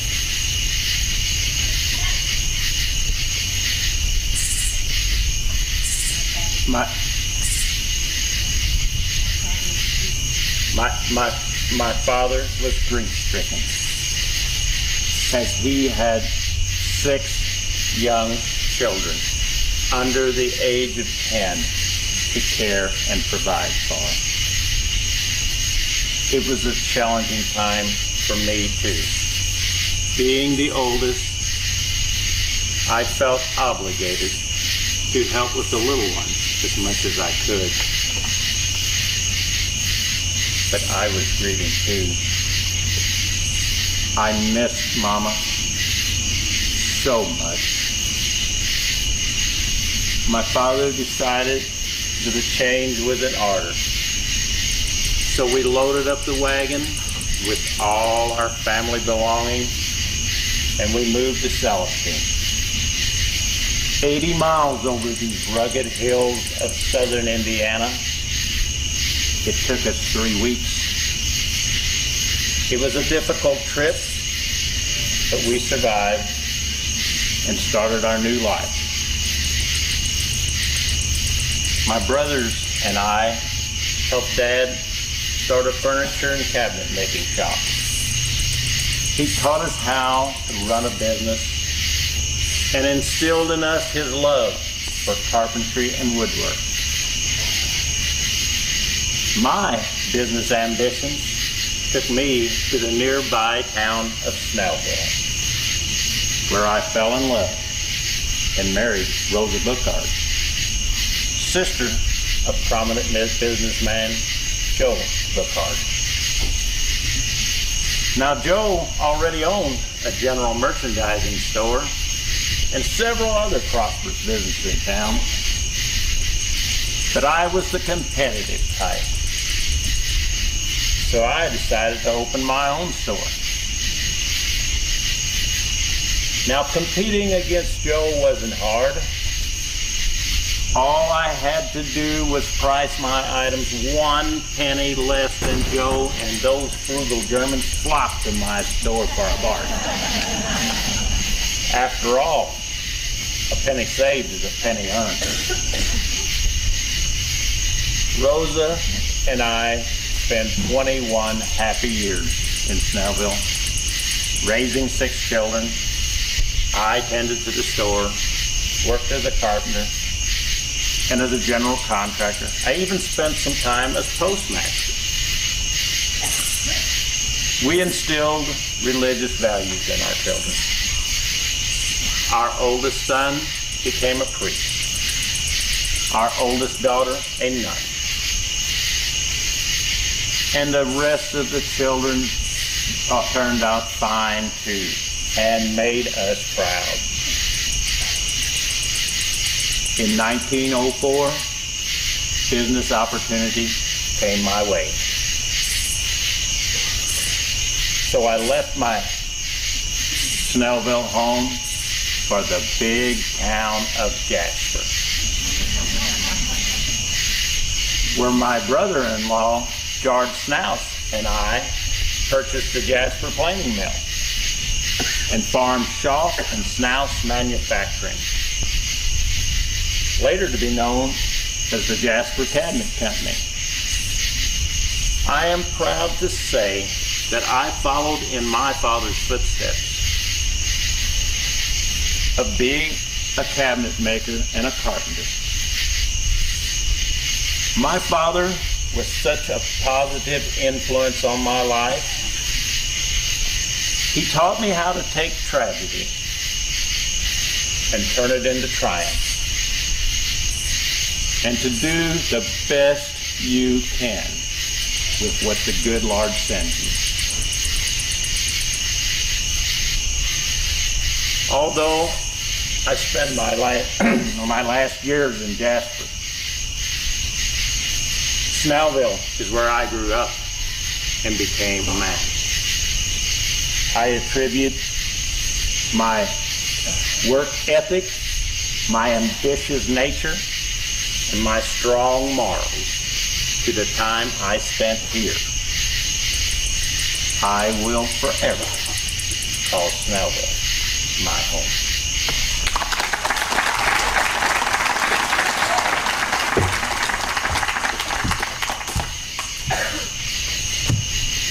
John Block married Joe Buchart's daughter, became the town's undertaker.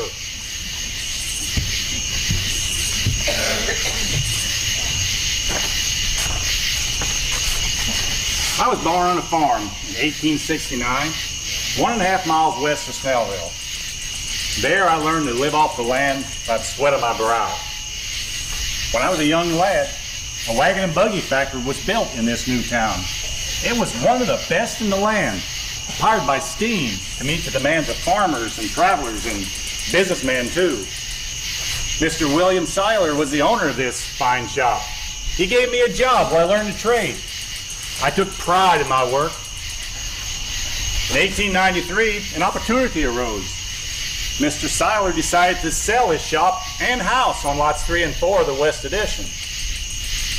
Quite a large investment for a young man age 23, but that's what I did, and I never looked back. In 1895, I married Rose Buchart, daughter of Joe and Catherine Buchart. Joe was the most prominent and respected businessman in town. What a fine wedding we had. Rose and I had 6 sons and 3 daughters. The little Irene lived only 1 day. We buried her upon this hill. The other 2 girls both became nuns, Sister Marie and Sister Agnella. The boys I taught to work in the shop. The smell of sawdust and axle grease they knew well. Fine young men they became.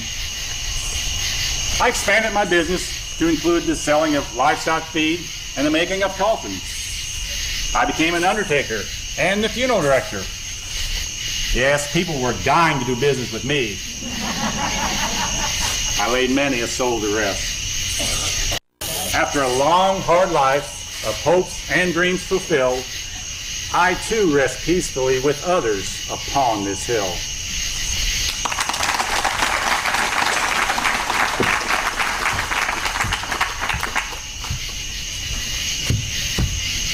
Joseph Schnell, the youngest son of Henry and Teresa Schnell, together with his brothers and later on his own, operated the Schnellville Mill.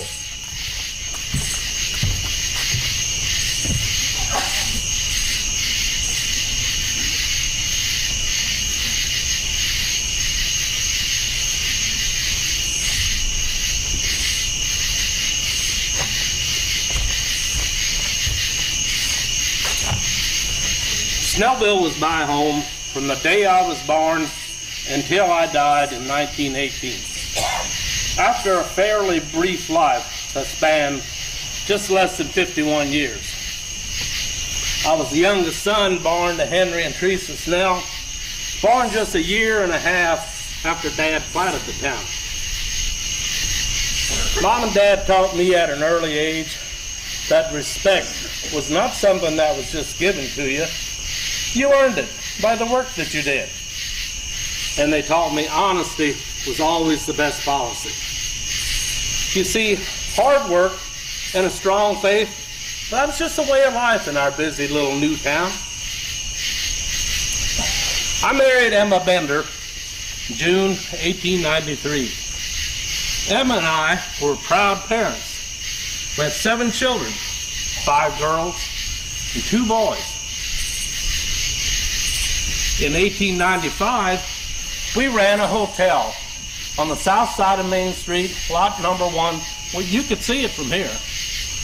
But in that year, my brother Martin passed away. Well, Martin, you see, he and Pete had been running the mill together. And there was just no way that Pete was going to be able to run that mill by himself. So I bought Martin's interest in the mill and that big house down there that overlooks it from his widow, Rosa. Rosa, in turn, bought the hotel for me for $700. And I went into the milling business with Pete. When Pete left town, I became the sole operator of the mill. Business was good. The local farmers, well, they depended on the mill as a source for quality feed for their livestock. It was really a busy time. We also had a logging business. We had timber contracts as far away as DePaul, Indiana, clear up in Harrison County. If that wasn't enough, we also had a warehouse and a stockyard up at Menor, where we stored wheat and kept pigs till we sent them on to Louisville by rail. Oh, but then 1915, the mill was destroyed by fire. This was a real setback, but we immediately rebuilt the mill. And then my sons Ted and Lee, well, they helped me run the mill. During those years, we became very well known for the white satin flour that we produced. Mill ran 24 hours a day. And could you believe we could produce 9,000 pounds of flour in a day?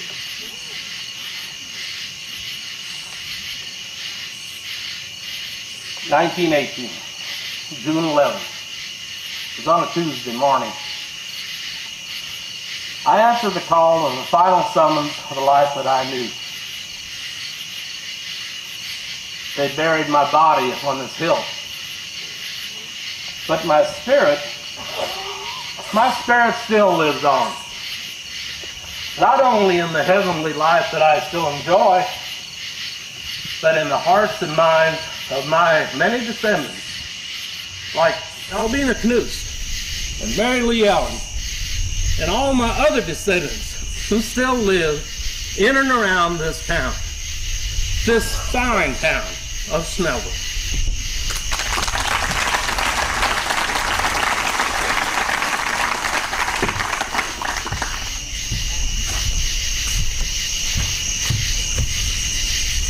Sister Columba Block, later known as Sister Marie Block. She was born in Schnellville and went by the old adage, better late than never, in her dreams of becoming a nun.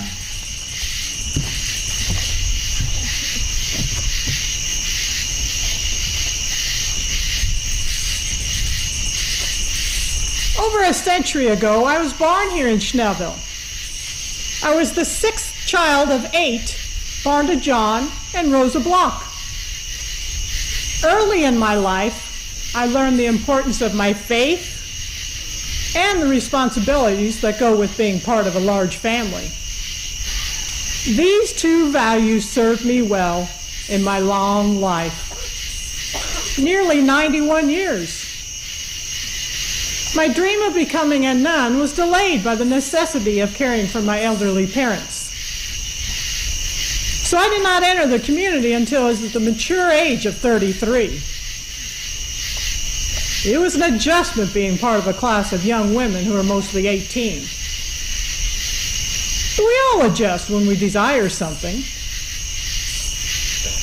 So in 1946, my dream had finally come true as I entered the Benedictine community as sisters at the monastery in Ferdinand. I was educated to become a teacher and an organist. I taught in many small rural schools, one of them being Schnellville. I was not known as a leader, but I felt that you could always count on me to be present in prayer, community functions, and assigned work. I enjoyed my time as an organist and the responsibilities that went with it. But my favorite pastime was a good game of euchre. You could find me on many a Sunday afternoons playing a lively hand of cards. Life is like a hand of cards. You play the hand you are dealt the best you can, and be thankful for your partner's support along the way. It's not about the winning or losing. It's how you deal with the adversity, and the faith will all end well.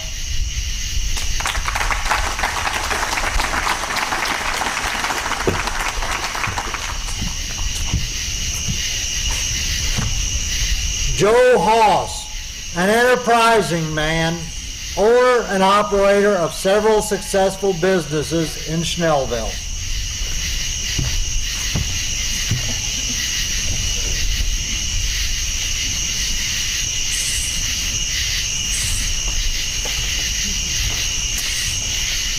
Being the owner of a general store for over 20 years, it comes as no surprise that I knew most everyone in this town.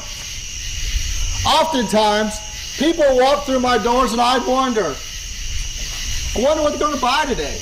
And as I got to know folks real well, I became pretty good at how they were going to spend their hard-earned money. In 1906, I opened my first store. A year later, I bought Edward Buchart's place and moved there. I'm proud to say I have a real nice variety of goods for people in this town. Wallpaper, sewing machines, hardware, jewelry, clothing, you name it, this guy sold it. I sold him many a man his Sunday best. I sold him a suit to wear to his wedding. Sadly, sometimes the same suit they wore to their funeral. My suits went for all of $3.50. Not a bad price to pay for those who couldn't afford or didn't want to spend more. You are a real Jim Dandy, you could buy one of my suits for all of $14.50. Now that was top of the line. In 1920, I purchased my second business called the Haas Manufacturing Company. We hired some movers to jack it up, put it on wheels, and move it up the street a bit. It took some real strong rope. Better yet, real strong horses. It was a big undertaking, but we got the job done. We made porch swings and rockers. It felt good to supply the people of this town with something that would provide them pleasure at the end of a hard day's work. I had a good reputation for quality. So a few years later, my biggest contract came along. 1927, I was awarded the contract to renovate and expand the Schnellville Grade School. Mother Barbara died a few years later. She took a part of my heart and soul right to the grave with her. I felt it was time for a change. I packed up all my belongings, sold my stock in the store, and moved to Louisville. I sure have missed this town and all its people. Decent, hard-working people. Standing here sure brings back a lot of great memories.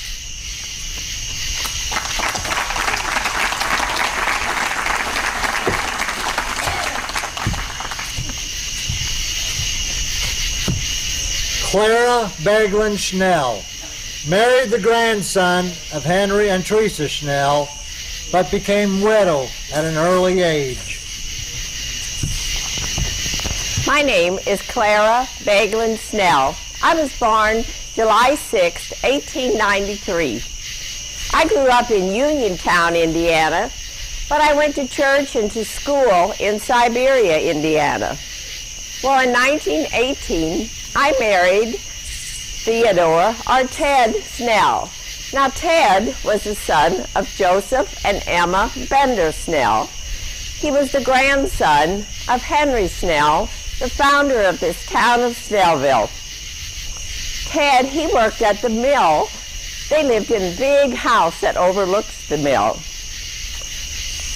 Ted and I, we had 3 beautiful children. There was Alvina, there was Arnie, and there was Eileen. We lived in the house where Dave and Amy Mitchell now live. You didn't know us ghosts still know what's going on in Schnellville, did you? Our life was good. We had our faith, our family, and our friends. Our children were growing nicely when tragedy struck in 1925 with the death of Ted. They said it was the fever. It was a hard time for me and the children. They were 4, 3, and 8 months. Luckily, though, for us, my brother, Albert Bagelin, he came to live with us. He, too, worked at the mill. Eventually, though, the mill was sold, and it was time for Albert to move on with his life. I was doing whatever I could to make ends meet. I would sell extra eggs, the milk that we had left from our milk cow. I would cook for people. I would clean for people. I would help with the butcherings. I stayed with new moms when they had their babies. I also would do sewing for people. I could get 25 cents for making a dress. Well, in 1932, Ted's sister, her name was Rosa, she died while giving birth to Anime. At 4 months of age, Anime came to live with us too, and what a blessing she was to me and to the family. The children absolutely loved her. By now, I had a place where I could grow extra tomatoes. I would sell them to the cannery down at St. Anthony. Sometimes I could even find a little bit of odd work in Jasper. But in 1945, the school lunch program, it started here in this town of Schnellville at the Schnellville School, and I was the first cook at the school. Times were tough. I still carried my pots and pans, some of my spices, and sometimes even some of our own food up to the school so I could prepare a proper meal for the students. The children, they were a big help at the school. They would help serve the meals. They would help with the cleanup. The 7th and 8th grade boys, they did a lot of the odd and hard jobs for me. Sometimes, though, those 7th and 8th grade boys, they could get into all kinds of mischief. I remember one time, they got into my supply of ketchup, made all these ketchup sandwiches, and then ate them too. If I remember, you all might even know who they are. One of them was your own Danny Hauser. The other was Richard Betts. And then there were those Huffman boys. They were always into trouble. Now, Sister Blondina, she was one of the nuns over at the sister's house, and she helped me a lot, too. She would give me some of her supplies and just lend a helping hand. The lunches, they were 25 cents. Chocolate milk you could still get for 2 cents. And the jumbo pies, they were a nickel. Well, on the first Friday of every month, I would bake cinnamon rolls as a special treat for the children and for the nuns. Of course, they had to go to daily mass before they could enjoy that. I loved working at the school, cooking for the children. I loved my life here in Schnellville. In 1956, though, my health forced me to retire. In 1957, they laid me to rest upon this hill.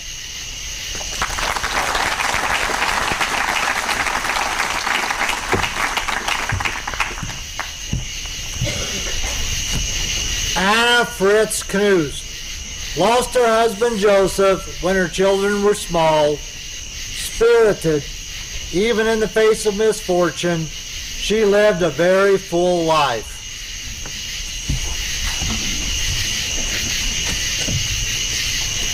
This is a familiar place to me. I was born here, lived here for 92 years. I was buried here. I know this place very well. I was the 8th of 10 children born to Morris and Rosina Fritz. My childhood was typical of the time, as I was raised on a farm and attended Schnellville grade school. When I was of age to marry, the man I chose was Joseph Canuce. Now, along with Joseph came a ready-made family. As the day we wed, I was not only a new bride, I was stepmom to 5 children.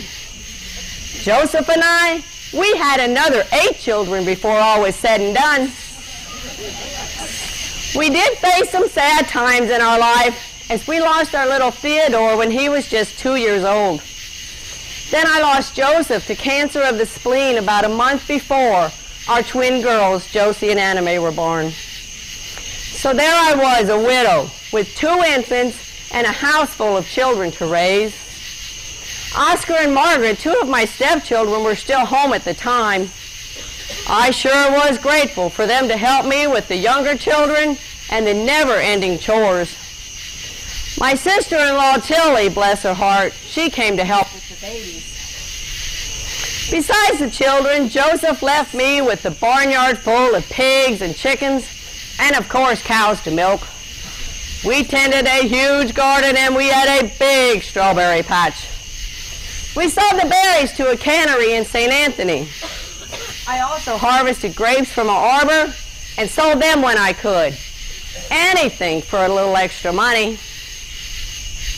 With so many mouths to feed, I did a lot of canning to provide for the winter months. I was also known to make my own wine, and homebrew too. We stored the homebrew in the well to keep it cool. We served it up in tin cups, because it was only right that my family and neighbors had proper refreshment for their hard work. And good neighbors we did have. Many a time I'd hook up the plow and the harrow to the horses, and John Betts, he would come over and work the fields for me. They were tough times, but we sure had a lot of good people to help us through. My life, it was packed full. I was part of a threshing and butchering ring. Now at butchering, it was normally the women's job to do the cooking. Somehow I got a special chore. It was my job to be in charge of cleaning the casings for the sausage. I guess they consider me the expert at that job. What a job to be an expert at, what do you think? Butchering day was a lot of fun, but it was a lot of hard work. Somehow, I found time to help my neighbors Frank and Mildred Burkemp when they had their babies. Now, it was common knowledge that Frank dabbled in moonshining. Well, one day, Frank and Mildred, they caught wind that the excise were coming to search his place. So, they hid the moonshine in bed with Mildred and the baby because they knew that the excise could not search a sick bed. I still get a chuckle when I think of them outsmarting the excise like that. Besides trying to keep the family clothed and fed, I also had a hardship with one of my sons, Edwin, as at times he was afflicted with seizures. Well, I happened to see an ad from a doctor in Chicago, so I contacted him. He diagnosed Edwin with epilepsy. This same doctor prescribed and sent medication through the mail without ever laying eyes on Edwin. The medicine did seem to help, so I took him to a local doctor who prescribed the medicine in higher doses. This helped his epilepsy and improved his life. Life continued and things changed as my children ventured and grew and were out on their own. My son Leo, he married Alvina Schnell, great-granddaughter of Henry Schnell, you might know, and they built a house in town. Eventually, Leo and Alvina took over running my farm. So it just seemed to make sense that we would trade houses, so we did. Leo and Alvina moved down on the farm. Edwin and I, we settled into the house in town. Now with the children raised and gone and no more farm chores, I got busy quilting. I made a lot of quilts on my own and I took pride in my stitches. But I also got together with ladies for quilting bees, which was a lot of fun. Hard work, good family, good neighbors, and lots of good times. That was my life here in Schnellville in the early 1900s.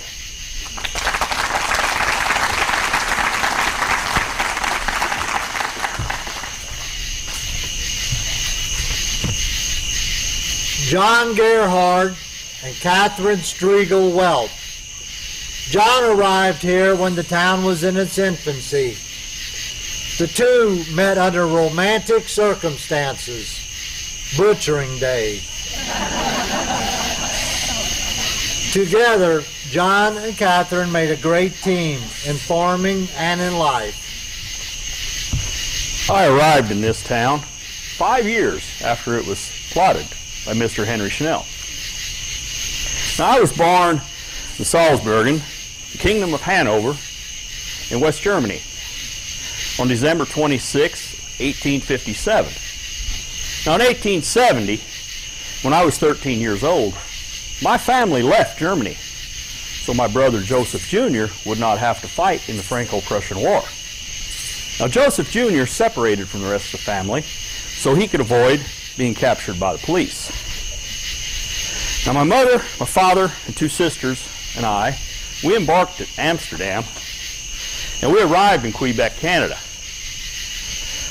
Then we traveled down the Hudson River till we came to the Baltimore and Ohio Railroad, and we took it to Lagodi, Indiana. Now, the journey to this prosperous land was long and treacherous. For we left Germany a family of 6. We arrived in America a family of 5. One of my sisters became ill and died at sea. She will never see these hills and experience the beauty that we found here. Now, we were sad by the loss of my sister, but we were eager to begin our new life. We settled near Celestine, close to the Steinbottom, was near my mother's cousins. Now, farming was my father's trade by choice, and I grew to love it as well. Farming was in my blood. I took pride in my crops, and I worked hard to ensure that I would produce a high yield each year. I would pray to the good Lord for the weather we needed to produce a good crop. Now, some years were better than others, but we worked hard no matter the circumstances. I enjoyed raising livestock as well. We had cattle, pigs, chickens, and a few goats. Now, butchering day. Now, that was a fun day. That was a time when family, friends, neighbors, they all got together and helped. It was a time for sharing stories, laughter, good food, and good spirits. Now, everyone had a job to do, but we made time for fun as well. In fact, I met my wife, Catherine Striegel, at one of them butchering events. And we married May the 8th, 1883, over in St. Celestine Catholic Church. Our wedding day was a beautiful spring day, and Gerhardt was so handsome. I was proud to call him my husband. We spent the day with family and friends before heading to Jasper to the Eckerd Hotel to spend our wedding night. We were going to Evansville for our honeymoon, and I was so excited to see what the city had to offer. But they say marriage is about compromise, and I had to learn to compromise right off the bat. When we awoke the next morning, it was another beautiful day, and Gerhardt concluded he needed to be planting his corn. So instead of going to Evansville, we headed here to our new home in Schnellville so he could plant his crops. Everyone wished us a happy marriage and a lucky crop.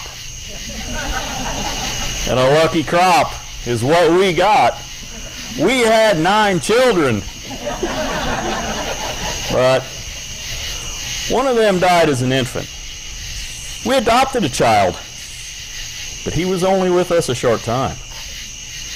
We had 6 healthy boys and 2 healthy girls that kept us busy and gave us great pride. Losing those children were hard, but I had plenty to keep my mind off of things. Being a farmer's wife isn't easy, you know. Gerhardt worked many long hours in the fields during harvesting and planting, so that left me to tend to all the children. My days were filled with cooking and cleaning, gardening and canning, and of course taking care of his livestock as well. The older children helped out also. Living on a farm, there's plenty of chores to go around. Now the older boys, they helped me in the fields too. And I taught them all I knew about farming. And many of them went on to be farmers as well. For the whelp farming tradition is still alive today. And as I lie here on this hill next to Catherine, I am proud of what we built here so many years ago in the town of Schnellville and around. For my descendants are carrying on with our legacy.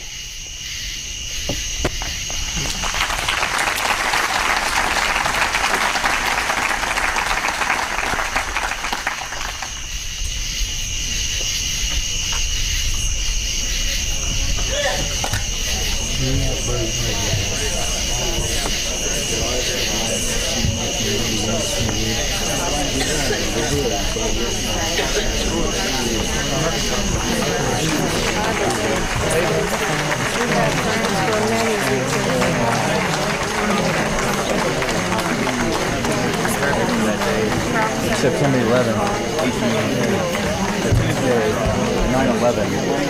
It happened in my own yard. Carter and I decided to have a world whatever was